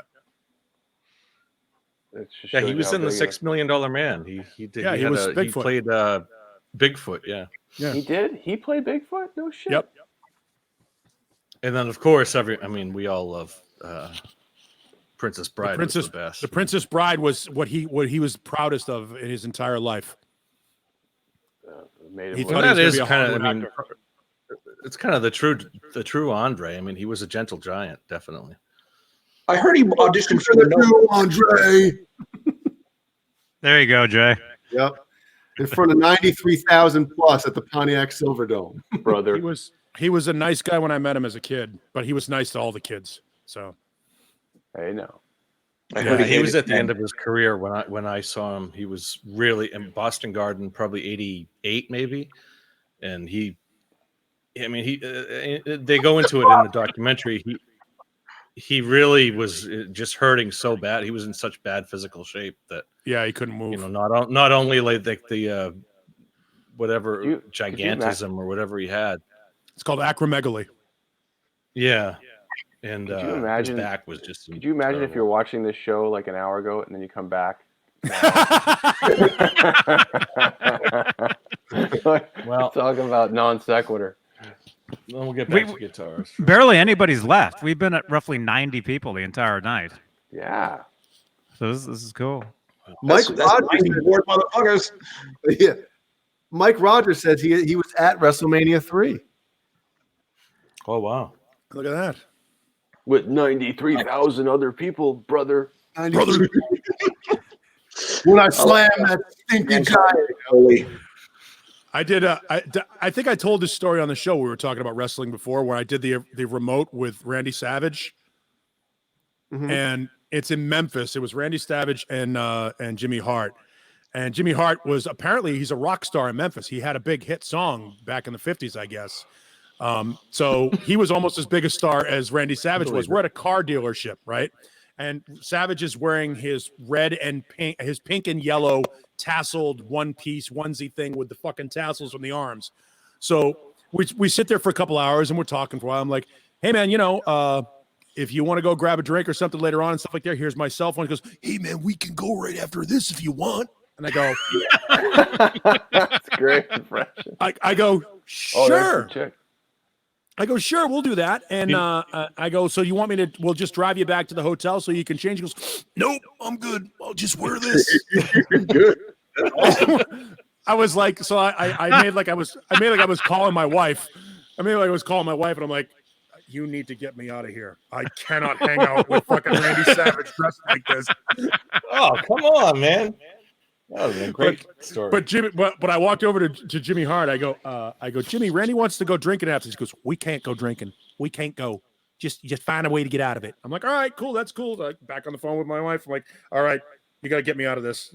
Jimmy Hart doesn't want us to go drinking. And I found out after the fact that apparently once he goes and he just starts drinking and the police end up being called in. So I'm glad I didn't go drinking with Randy Savage. I want to go drinking with Randy Savage. About Jimmy Hart's musical career. There's a whole story about it. Before Yeah, he wrestling, apparently Hart, had a big as hit teenager, song.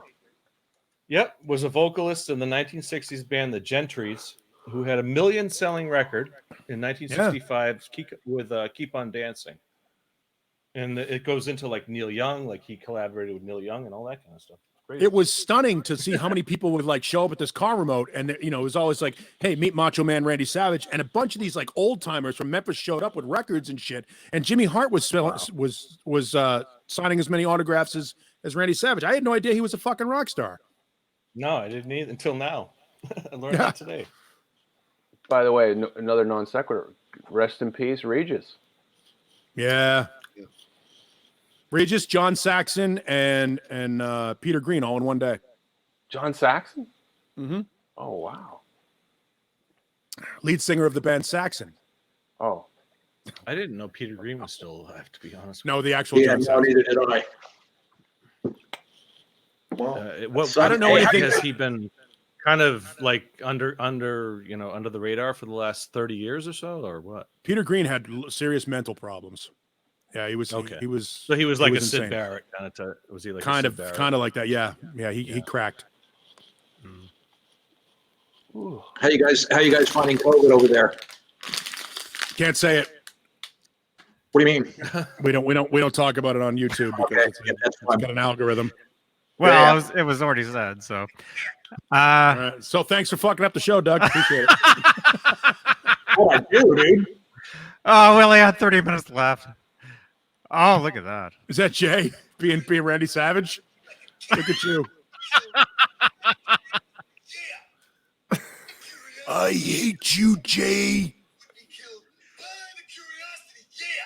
Is that an app? Is there an app that does that? It's when Instagram had like that face swap thing. No, yeah. And so you take a picture of somebody and it just goes right over you. And I just took the So Jay is just sitting there and he's thinking. He's Yep. thinking about 7 strings. He's thinking Snapchat. about how he wants to get another neck pickup. All right, Jeff. Jeff is here. Yeah. You guys, let's meet Jeff. Yeah. Jeff, hey man. What's up, y'all? Hey, Jeff Goebel. What's up, Jeff? good to see you. Good to meet you, man. I know Jeff. we've been like Facebook friends and all that for a long time. Yeah, I saw you. Never actually talked or anything, but Jeff looks like he has a Frankenstrat there. I Yes. do. A new one. Oh, Look at that. oh, look at that one. How did That looks way better than Halen's. Suddenly, Caleb's not as impressive as he thinks he is. Jeff got his before mine. I did. Jeff got his in June, and Oh wow. Love it. It's awesome. You love yours. I know you do, man. I've seen your. Yeah, no, I mean, look, Jeff has a lot of gear and plays a lot of guitars, and he has been raving for about a month now, right, Jeff? I mean, It's insane, man. It feels. I don't know how to explain it, but you probably already talked about it probably earlier. yeah, Yeah, it just feels. This one's light. I don't know about yours, Caleb. How's yours? yeah. Well, I put a block in it, so it's got a little more weight, but yeah, It's the contours are just really comfortable, you know. yeah. And the neck, man. I know we all talk about the neck being awesome. There's something special about the neck. I can't figure it out, but Whatever they did to wear it and take that finish off and everything, it feels fantastic. Killer. right. I've been playing it constantly. I haven't been able to put it down. Yeah, Jeff gigs a lot, even now with what's going on. He's still playing gigs. He's in Alabama, so Yeah, I was supposed to gig tonight, but I got double booked. I ended up So either one of them. so So you got I double. said you don't go to either one of them. right. Yeah. You come here. Well, Doug, I've been doing this forever, man. All your chops, man. Learning stuff from online from you for a long time. So it's good to meet you. right on. Another one, Doug. Oh, that's awesome, dude. Yeah, man. Thanks. A million thanks. Yeah, awesome. I've been watching for years. So yeah, it's great. It just occurred to me that Doug looks like Kim Thale. Yeah. He does, a little bit. So 100%. I get it. Better guitar player though. What is it? Definitely. Is it the belly? Yeah. Yeah, but Doug's a way better guitar player. Beard. He's an awesome guitar player. And it just occurred to me that like we've been sitting here for 2.5 hours. And I'm like, why does Doug look familiar? And then I'm like, oh yeah, I put an SG in his hand.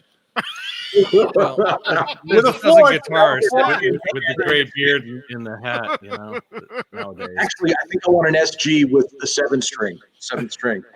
Oh, and in green. A 7G. I'm gonna see what Kim Thale looks like because the last time I checked, we looks nothing alike. Oh no, he's all grayed out now. Oh yeah, I see it. Yep, that is me. And the funny thing is, that's my actual wife right there. Oh, Yeah, see? That's how that worked out. And he's smiling. Wow. Yeah. Wait, was that Kim Thale or you? Yeah, well, that was me. I'm in a key. Oh, okay. I'm in a I'm gonna key say, it looks exactly like Kim Thale. called Yeah. Crack Hole Sun. Oh, here's my echo. Hey, did you guys see my interview with Steve Brown? Johnny, did you see that? on Thursday? It's been a little bit. No, I saw it, man. I saw it. Yeah, that was awesome, man. We talked about a bunch of Van Halen stuff, of course. Steve Brown. He's a good dude, man. I like that guy a lot. Yeah, he's fun to talk to. Yeah. Great energy. Well, yeah, totally. Great guy.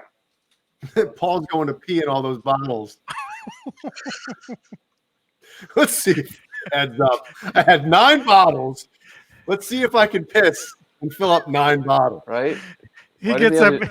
Why doesn't he have the Snapple bottle just sitting there? He gets it with a bunch of bottles of looks like lemonade. Well, on the road, we would we would be in the van and everyone would get like their own Snapple bottle so they could piss in it, so we didn't have to stop.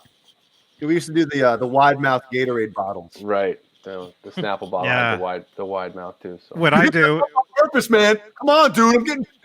what I do when I go to Starbucks, I'll get a Trenta iced tea and then I'll get a Trenta ice water. And when I get back to the car, I pour the water out, and I've got that extra cup. And I've actually used it when I drove for Uber. I actually had to do that, You guys are way more advanced than me. We've Yeah, never peed in a bottle or a cup. we just pee on the other members of the band. Wait, what? What? You guys are way more advanced than me. When we went on tour, we just peed on each other. You don't want to fall asleep first. No. No way. Nope. You guys were talking about the circles earlier. I have that too. Yeah. Oh, Yeah. cool. Yeah, that'll look good in 7. That's a guitar you got me into Van Halen right there. Seeing that video, Unchained video. Oh, yeah. So Jeff, the necks are different, right? Yeah. That one, it's a little. Let's see. Because that's the standard regular Stripe Series neck. Yeah, it's a little. I don't know if it's just the finish that's gone that makes it different, but it feels totally different to me. Yeah. Yeah, because I said to someone else, if one of those Stripe Series necks felt like the Frankie does, I would have had a Stripe Series a long time ago. Yeah.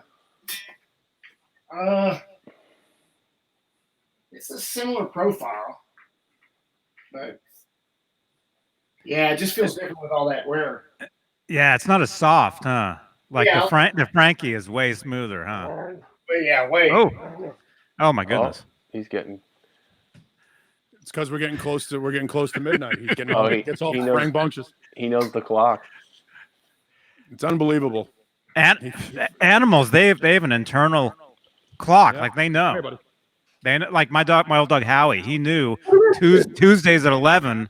He knew he got his walk. When we first got him, we had a dog walker for him when he was a puppy, and he was at the door exactly at that time. Like he knew exactly. It was amazing. There's the Shark, Yeah, I've got the sharp too. the 2019. Oh, that one or this one? How does that play?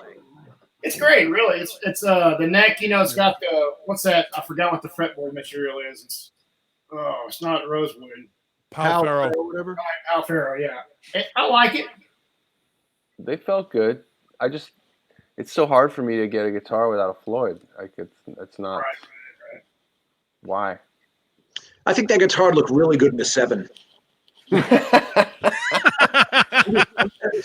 going to be my default line. I'll just get a shirt made that says that. It's gonna say that on your tombstone.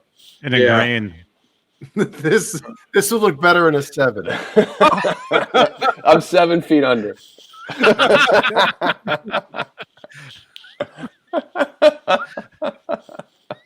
Want me to go get my 7s, Doug? I got some 7s.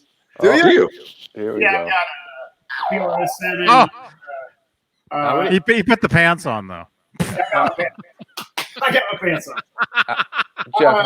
Jeff, how many guitars do you have? Like, do you have a count? 7. 47. 47. 47. Oh, no way. Really? Wow. Wow. 47. We got 20 minutes, man. What's your ad? What's your address? Where are you though? I'm assuming you're East Coast, probably. I'm He's in Alabama, so he's armed. Oh, you know where Space Camp is? Huntsville. oh, cool. Huntsville. Awesome. North Alabama. Near Tennessee. Oh, awesome. I Let's have see. a cousin that And worked me and there. Doug are chomping at the bit here. Oh, you want to see? Seven? Yeah. What? I don't know what you got. I don't know. You got Ibanez 7s? I guess. Let me pull this first, though. Got this. Ooh, Mancuda would have a huge boner over that. That's pretty badass right there. I'm sure Mancuda has a boner right now anyway. Chances are, yeah. This, which I made. The Evil. Oh wow! Oh, that's cool. Oh, that's awesome, dude. Oh, Johnny, man. Johnny, tell him about the John the BL Evil and I, Knievel we're channel. John BL and I, we're subscribed to some channel where they used to upload Van Halen videos. Now it's all Evil Knievel all the time. Oh, yeah. So we get the alerts every other hour for Evil Knievel videos now, right, John? Yeah. You're going to get the It's motorcycle? called my collection. My collection. The or something. Collector or something. I don't know. I don't know what the YouTube channel is. You get the toy? Yeah, my collector. Yeah. Did you guys see that? the Was it toy, I him remember or somebody that. I else? remember the toy. Somebody else. They uploaded a Van Halen, another 79 soundboard. Yes. Did you guys see that? Like there was another one. There's 3 of them. There was Like, Tucson. There's Tucson, Was it San Tucson's been Diego? uploaded San Diego, and And then Japan, right? Japan. There might be a Denver. There might be a Denver as All well. 79. All 79. Yeah. Yeah, they're really good quality. Yeah. I put it in the Discord, John. Yeah, it's too bad the band wasn't very good in '79. Oh. I got something special. Yeah, right. I got something special for you guys. You ready It's for a this? low point in their career. Yeah. Never seen this before. I never put it out there much, but I'll go get it for you. Don't get excited. Hold on. Too late. Oh, there goes the guitar. Is this where he takes down a fence or what? You're gonna come back with a body. I love he's like so many of us though. He has a guitar room. There's a room where he keeps his shit. Oh yeah, Yeah, the guitar has to have its own room. it's a vault. I hope that's him. Right. I hope it's not him. It'd be funny. oh, it's an art series. Oh. Oh, My gosh. oh, wow. Not many people get to see that. That's in a vault, yes. Dude, you want to join us every Friday night? Dude, now I know, man, because I see that picture behind you on that wall over there. That's right. That's him playing it. Yep. That's a $20,000 guitar right there. That's a What 2000 show was that? Atlanta in 2008. So I had Wow. 2 shows in Atlanta that year. Were you there? Yeah, and I videotaped it. Oh, Nice. And then you went home the next day and got it on No, eBay. man, the story behind it's crazy. Here we go. Here you go. There's no way in hell I can afford this guitar, right? And I was working a job, and they let me go, and they told me they'd pay my 401k out and my vacation at the same time. And this was during the 2008 crash, right? Stock market. Mm-hmm. So I decided instead of put my money into that, I would try to put it in this. So I did. I threw a bid at it and won it with my vacation pay. Wow. Yeah. That's brilliant. So I already had a video of it. I just didn't think I was going to own it. I just because I love these guitars. And so I sent it out. Well, any of you guys on EddieVanHalen.com back in the day? yeah. Okay, I was on there. My handle was Forever Unchained, and I was on there, and I put a video of this up there at one point. EddieVanHalen.com. I think the administrator of that lived up here. Andre. I think he lived in Walnut Creek, which is a town where I lived in at the time as well. Yeah. Andre yeah. And now we're back. Yeah. So I put this up there, a video of this up there when I first got it, and the Van Halen people saw that video. And I was talking to them at the same time, and they said, "Hey, would you send that video out to Matt Brook?" I was like, "What the hell?" Are you trying to get me in trouble here? Right. So he goes, so their people go, well, he wants to show it to Eddie and see if they want to put it on their website. Remember they had an art series website at one point. Yeah, that was a great site. So that art series website, they were going to put this video of mine on there, and Eddie saw the video of me opening it up and everything, and then they sent me some stuff back on that, and then they didn't end up using it because he at the end of 2008 he only had a few guitars left, and they put like maybe I don't know how many in 2012, but not very many on that tour, so they didn't use that website for very much longer, so they didn't end up using it. But he did see the video and he saw me. So it's pretty cool. So that's just as cool as it gets right there, man. Yeah, it's pretty cool. I've had it for like I said, for over 10 years, and I play it very infrequently on stage, but I have played it. You played it on stage? Yeah, a couple times. Are you playing? These are the strings too. These are the original strings that he played on stage. Is the signature covered like with anything or? Yeah, can you see it? It's got a clear coat on it. Oh, okay, cool. You see that edge to it? Not that is really, a guitar but- you can play on stage. It's not like a Okay, rare there. Les Paul or something. I wouldn't take Those that to a guitars- gig. I wouldn't I don't take know, that to a gig. I think you can beat on those guitars. I wouldn't take that outside. I mean, I wouldn't take it outside. Nope. I would take it outside. Not without a gun. I'd put it in the case and know, never man. see it again. Well, again, he is in Alabama. He's got a gun. Oh, Seriously. Jeff, I love you that. have a gun, don't you? Yes, I do. Yes, you do. Fucking right, you do. Yeah, But I've got this thing locked in the vault. I have a locked up room back there with that's beautiful, man. Wow. Yeah. Those necks, the necks on the art series are as good as any. Yeah, as good as any Eddie Van Halen signature guitar that he's ever produced. This is a little rounder, baseball, but not. Yeah. wide. No, I love that neck. And I had one of the art series, Did you? just the standard ones, and yeah, it's a great guitar. I have all of the art series. Yes, you do. which one? The original ones, the 2000. Yeah, they were the original 3. Yeah, Get 'em. I've got the red, white, and black. I'm gonna dig them out. Yeah, I have the original red, white, and black from that era. This is actually a little different than that neck. That neck's a little flatter and a little less thick. This one's a little thicker, and it was tuned to a quarter step down when I got it. You've all heard that story, right? Quarter step down. That sometimes they would tune to a quarter step down, not a half step. Yeah. When I got this guitar home, when it came to me, I was going to tune it, and it was a quarter step. It wasn't a half step. Wow. Well, that's the keyboard, because he played them during the keyboard songs, I'll wait. Yeah. I'll Wait and Jump. Cradle of Rock. He did those 2 songs with an art series. Yeah, I'll wait was this one for Atlanta. It's on. You can find it on YouTube if you look at for 2008 Atlanta. It was Duluth though. It's the other second show. Was he in okay shape that night? Yeah, he was in good shape. Okay. Yeah, Because it was hit and miss. Yeah, it was bad. It was bad in Kansas City. Yeah. In 07. Shit, let's see a 7-string. Come on. Yeah. Let's see a 7. We haven't seen 1-7. Got 2 guys here. Yeah, Just go take that piece of shit guitar and put it back where you found it. Get that signed Eddie Van Halen played guitar out of here. right? Yeah, like who Give me the cares? code. Amazing. Watch He him only pull out, plays. like, He only plays 6 strings anyway. if he pulls out one of the anniversary universe. Oh, you're gonna need a towel. Yeah, a towel. Yeah, a tissue ain't gonna handle. No, a Towel. Yeah, Let's get the zoom lens happening. Bam. a beach towel. A ShamWow.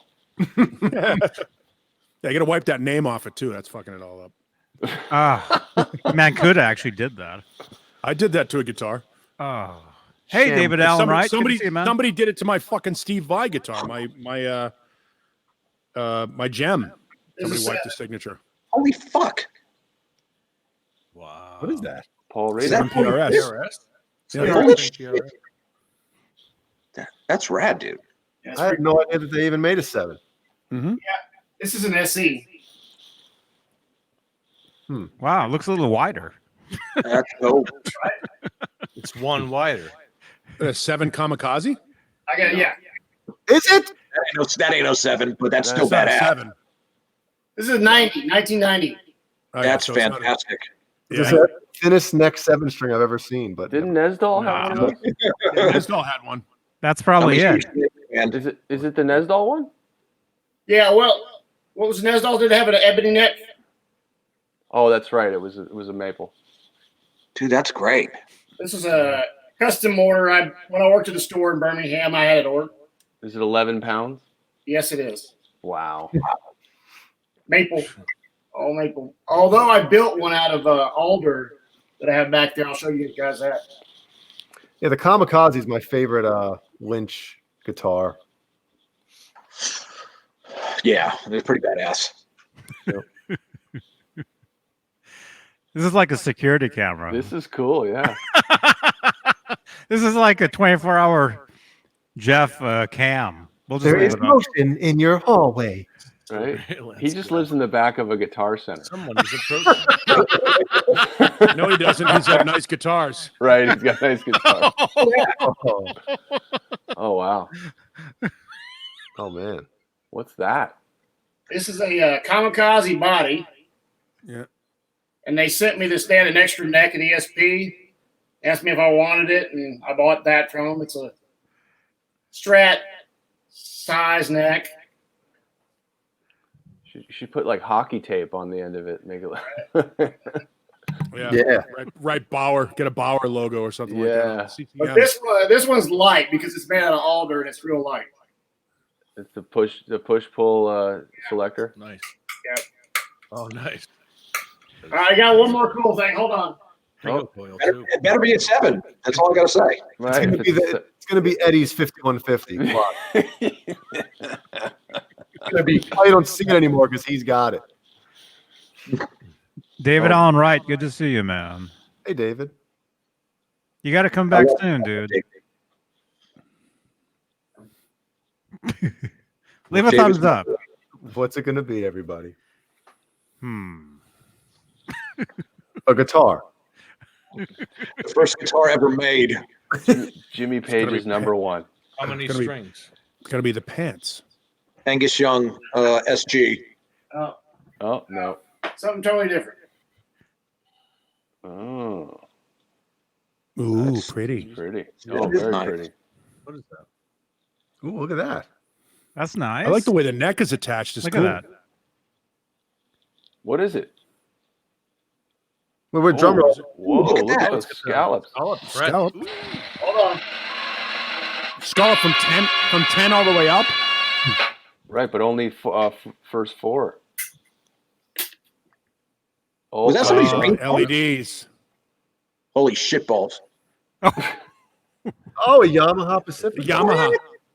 Pacifica. Whoa. Rip out. Oh, look at that. Tilt back. Curveball. Look at Okay, the Yamaha's bird's are eye. cool Nice again. bird's eye. Tilt, one piece tilt back. Nice. Oh yeah. Look at that. Pretty cool. Yes. Did you install the LEDs? No. This is a custom guitar that they built for me at the custom shop out there. All right. In '91, I won a sales contest, and I could have anything I wanted from Yamaha. So they flew me out to Hollywood for 2 trips. I designed this with Rich Lasner, who did all the universe and all that. All right. And Rich and I came up with this whole design, and he built me a one-off out of raw plank that I picked out. It's kind of like how Billy Sheehan's, Wow. the selected scallop. Yeah. Yeah, it's the bass neck. Yeah. Well, you know where I got that idea? I got it from the Bones guitar, the George Lynch. What's that scallop? It was partially scalloped. The purple fade is it's good. That's great, man. I love that. Yeah. That's really pretty. Beautiful. What pickup is in that? It's a JB in the back and a stagger strat left in the front, and it's got a cool thing where the you know how the pull on the George Lynch guitar is. Yeah. This is a push. So if I hit it once, it flips between the two, the back and front. Oh. So instead of pulling it, it's pushing. Oh, that's cool. That's crazy. Yeah, that's really quick. Easy. I've had this since '91. It's got a serial number of 12591 on the back right here. That's actually the date. That's awesome, man. Cool, man. Beautiful. That's nice. Yeah, we actually talked about doing a 712 since you're talking about sevens. Yeah, yeah. We were talking about doing a 712 double neck, but I was like, I'm never going to play that. I think you got 2 guys in here that will. I have a 712 double neck. No, That'd be badass. Huh? Awesome. Yeah, I've had that for a long time. I don't play this much, but I might soon. I did some work on it this week to get it ready. Nice. Very cool. I do have one other guitar. Let me do one more surprise. Hold on. Okay. Hold on. One more, kids. 5 more minutes, kids. Almost there. It'll be the guitar that Vi used in Crossroads or something. He's going to Chuck bring Eddie Berry Van used Halen guitar. out. He'll bring Eddie Van Halen in to the room. Oh, here we go. Karina? Is Wow. it the Karina deal? beat? Is it Oh. the deal? Is it the real deal? 001. Hey, So that Was that played on Hot for Teacher? well, yeah. This is actually an 83 reissue. Okay. Or actually 81, sorry. Wow, that's Beautiful. It's like a Kirk Hammett, right? Kirk Hammett was Kirk Hammett's. Yeah, Hey, they're don't ever say Kirk Hammett when you're What is it? when we're looking at that. We're looking at that beautiful piece. Yeah. Man, that's my baby right here. This thing is insane. I like Wow. that. Hey, is that black Velcro on the bottom area? Yeah. Rubber piece. Oh, Okay, cool. cool. Sliding. Oh, it's practicing safe. It's rubber. It's got a rubber. Little rubber slide between your legs. There you go. Oh. Do the shanker. That's awesome. Yeah, this thing. I'm not even a V guy, but that guitar looks fantastic. Right now, Caleb, it's this one and this one are my two best as far as sound and playability. Right, you can record 1984 right there. Ah, Yeah. that's There's a awesome. lot- Just need the Ripley. Yeah, I don't have the Ripley. David's Yeah. got it, I think. We got a guy in the chat who has all of them. Yeah, I know he's got all that. I've seen it. He's worse than me by far. David's way worse. He's got a CAD file on everything. I've seen David. Yeah, I've seen all of David's stuff. Studied all his CAD files and everything. Late night. Awesome. It was cool. This last NAMM, I was having a hot dog at on just right there right near the Floyd Rose booth, and this guy comes up and he goes, "Hey, you Caleb from Nerd Halen," and it had happened a few times at NAMM, but like I think it was one of the first times that it happened where I was actually recognized, and it was Jeff, and he came up and introduced himself, and we We're hanging talked. for a And, minute there. yeah, and I just thought it was the coolest thing. So Yeah. that was a Awesome. really cool moment for me. Well, yeah, we've been keeping up since last NAMM, right? Yeah, so it's great. Wonder if And, we're gonna have NAMM this year. I don't think so, right? I don't think so. Yeah. No. No one's going. No one. Everyone's pulling out. So Pulling out, huh? Oh, pulling out. Yeah. Pulling out. I was supposed to come out to LA for Greg Renoff's book thing with Ted Templeman, but I got it. I would have been there too. So Yeah. we would have saw each other there. So Yeah, I was supposed to be there for that, but no deal. it's all been fucked up. Yeah. No shit. How many of you guys are in California? Where's everybody from? California, I knew you were in California, Northern California, right? Johnny? Yeah. Southern California. Santa Cruz, yeah. Detroit. Detroit, for real? No, actually, No. I'm in Victoria. He's in Victoria, Australia. And I'm not shitting you. Really? Yeah. Oh wow. Jay? I'm in South Carolina, man. About 20 minutes north of Myrtle Beach. Okay, I used to live in Columbia. Oh, no shit. Okay. And the head coach of Clemson is my old classmate from high school, Oh, Dabo Sweeney. that's pretty cool. Yeah. Yeah, he's been doing well, I guess. Yeah, I guess Yeah, so. you think? Yeah, so crazy. And John BL is in Massachusetts. Okay. And Neander Paul is in Phoenix. Okay. John, we're in Massachusetts. We're in Mass. Wow. It's called Haverhill, Massachusetts. Haverhill. Haverhill. Haverhill, I used Massachusetts. to come up Merrimack to- Valley. Andover for training for my job. Oh yeah, right next Keys? to Andover. Yeah. Right Did you next train to it? Did you train at Pease, Jeff? I train at what? Train at Pease? No, Yeah, it must Pease- have been Pease. at what's the Air Force Base in Andover? Oh, Or okay. Near Andover. No, I was in medical sales for Hewlett Packard, and they had right. I don't know what Paul's talking about. they had I was talking about Oh, Pease cool. Air Force Base. no. No, I wasn't in there. Pease is in Portsmouth, If New Hampshire. you follow Jeff's social media, especially like his Instagram, what I thought was really cool after I met him was that by the end of February, Jeff had already done like 30 gigs, and he numbers all his gigs for the year. So he'll tell you like where he's playing and gig number 28 or something, and it's rather remarkable how many times a week the guy's playing out. So Well, I'm full time, so I play about 180 to 200 per year. Jeez. awesome, Not right now. Awesome. In- right? Yeah, for a long time. So yeah, Very cool. I try to keep up with that on Instagram just because I don't know, it's something to do. Yeah. no. Jeff, what's your last name? Goebel's the last name. Goebel. You'll find me on Instagram. I gotcha. Got me? Yeah, Doug, I just followed you on Instagram as well. Cool. Say hi so I can follow you back. Yeah, I got Jay.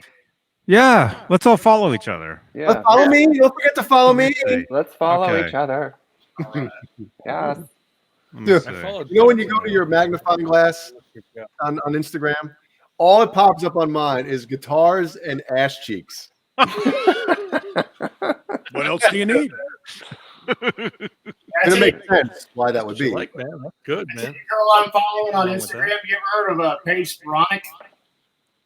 Who? Paige Sporonic is her name. She's a LPGA golfer. Yes. her name? Yeah, I used to follow her. Yeah, she's really hot. Oh God, Hey, takes herself a little seriously. Paige Renee. Yeah. Paige Renee. Let's see. I just followed you, Jeff. Yeah, she needs a sense of humor. Okay, man. Thanks. You get on there. Get Johnny on there. I've got a couple accounts. I've got my Johnny Beane one, and then I've got a. It's called EVH Gear Live. Okay. It's all EVH stuff. Yeah, I've seen that. How does Jeff spell his last name? Goebel. Okay, cool. There we go. Ebel. Dude, Yeah. you're in like 100 million bands. Yeah, I'm in. I play 3 regular, and then I have a tribute band doing. We call it the golden age of rock, which would be 70s through 90s, but like early 90s, probably. That's it. Probably 91, 92. Yeah, that's awesome. Some 70s, but mostly 80s. So it's a. If you can make a living playing music, game on. Yeah, 100%. Yeah, it's tough though. That's what I play. It is now. Right. Yeah. Hey, just everyone be patient, because I believe when this is all over, We'll all be dead. we'll all be dead. The most important thing to do in this situation is remember how much you missed live music Yeah. and buy a friggin' ticket every weekend. Oh, I Buy a think ticket every people are weekend. gonna And be- anybody that's in a band, anybody that's in a band or a fan of a band, at every show, buy a ticket to some other band show, and that's how the scene continues to. It's supposed to support itself. I just think people are going to be going crazy to just go see what they can't see. It's going to be like a When huge. this is all over, it's going to be a gangbusters. Yeah, it's going to be a boon. Like, people are going to be like, I have to Hopefully. go. I believe it. I think so. It's going to be a boom for sure. Jeff, I see that you're a Pro Tools guy as well, huh? I am. And I see you have a damn console over there, you son of a. Oh, he's got it all, man. This guy's look Yeah, at you this. got some rack gear. That wow, you got a nice Got setup. 20 Control 24 from way back, and a little 16 input Pro Tools rig. I love he has videos of the FedEx guy showing up, and he has it on his doorbell cam. So like and his wife comes to the door and goes, "Yep." Are you the one that brings it every time? And he goes, Yeah. "Yeah." You put me on Facebook with that one time. It's so funny. The guy, he knows the guitars, man. He's like, "Oh." Yeah. Well, every year I go to NAMM, I got to get the new whatever EVH comes out with. Usually, that's the last 2 years, the Shark and this. Yeah. And I had the Circles, and then what else do I have? I have like you guys have the 2004 Art Series. So when you played the Frankie at NAMM, you knew right away, right? Yeah, and the necklace, same as this, exactly. Yeah, you knew right away. Did you You feel had like it's the same? I just knew right away that it wasn't like they nailed it. Like, it was just a really good guitar, and it just happened to look like the most iconic guitar of all time. So I like the Road Warrens back in the day, but this still to me is better for some reason. I don't know what. hmm It does feel like a roasted neck a little bit. yeah. A little bit. Yeah, I took some steel wool to mine, but because it just came it came really dark, and Yeah, I know some do. Yeah. I didn't appreciate how dark. And people were asking me if it was roasted, or someone even said, "Is that rosewood?" And I was like, "No." Right now, coming dark, it just depends. I mean, Yeah. Sweetwater had this one, and they sent me a picture and everything, and I was like, okay, send it on. And then I played it, and I was like, dude, wow. Yeah. It's Hey, boys, I gotta split. It's 3:00 here. I think we can wrap it. I think we can. Yeah. wrap it. I'm ready to tap out. good to meet you guys. Sure. Ditto. Yeah, come back on. Yeah. Yeah. Don't Yeah, bring so many guitars next time, though. Save some. I got more, but we're gonna wait. We'll wait till next time. Yes. Yeah. Great to meet you, Jeff. I mean, I don't know if we've met yet. I mean, I see you on Instagram and Facebook and everything, and I've seen some of your videos. I've seen some of your videos as well. My videos, yeah, I know. So great to meet you. And Doug Steele, great to finally meet you too, man. Yeah, I'd love to come back on. This was really, really fun. We do this every well, it's John Beale's show. You know, he does this every Saturday. You remember You know? John Beale? He said something. Yeah, I do. It's all me. It's my creation. I take all the credit for it. That's great. Yeah. No, I had fun. And maybe tonight. next week Thanks, we'll have guys. the echo fixed, Okay, Caleb. Jeff. What's that? I said maybe next week we'll have the echo fixed. Oh God. Oh yeah. Yeah, you might want to buy a new laptop, Caleb. I think it's time. Forget what I said about the Strat. Yeah. Well, next time I get to see you guys guitars. Oh yeah, you missed that. Johnny Oh, actually boy. looks pissed. Looks like Mancuda farted. Yeah, he's like, dude, don't you ever do that again. Yeah. Mancuda, what the fuck are you talking about? Look at that. Yeah, Right there. Look how light There's colored so that much neck we is. could say about that picture. This is that's Johnny Beane from his stint in the Dropkick Murphys. that neck- Subtitle that picture or caption that picture, please. Actually, You know I what you did do? say caption it. Oh, look at Nanthrax special tonight. Look, that's what that was. Yeah. Do Little did you know. that pit photo. I Right know. on. We actually thought, John and I, we actually thought that we actually had the stuff from them because we had the symptoms exactly of what happens, like, you know, a month later. Me too. I had it too. You were relieved to find out it's just the HIV. Well, I don't know. It might still have been what it was. You know, the tests really aren't. I took the test and I didn't get a positive result, and I thought I had it, like you said. Yeah.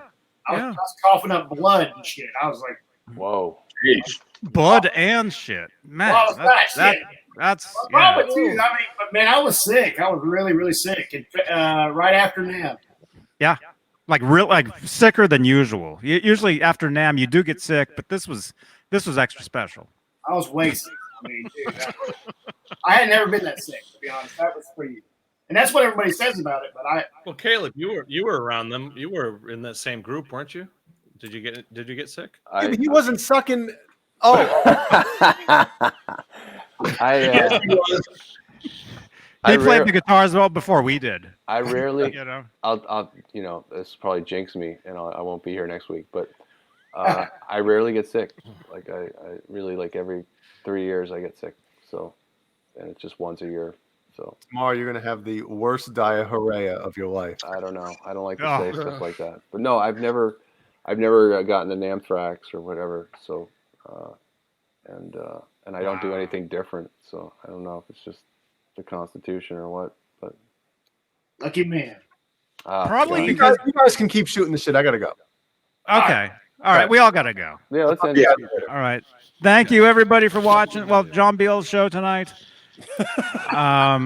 Thank you to all our channel good one, members everyone. here on YouTube. We love all of you, channel sponsors. And don't forget to check out the podcast. This will be a podcast eventually when I get a new computer. Hint. Hint, hint. And make sure, check out last night's show. It was amazing. Yeah. Way We had better than tonight's show. OJ from Byzantine. Oh, it was way better than tonight. You might as well Way click on better. the show now and watch Yep. this one instead of this because it That's was the way thought, better. yep. Mhm. It was way better. And make sure to be here Tuesday. Yeah.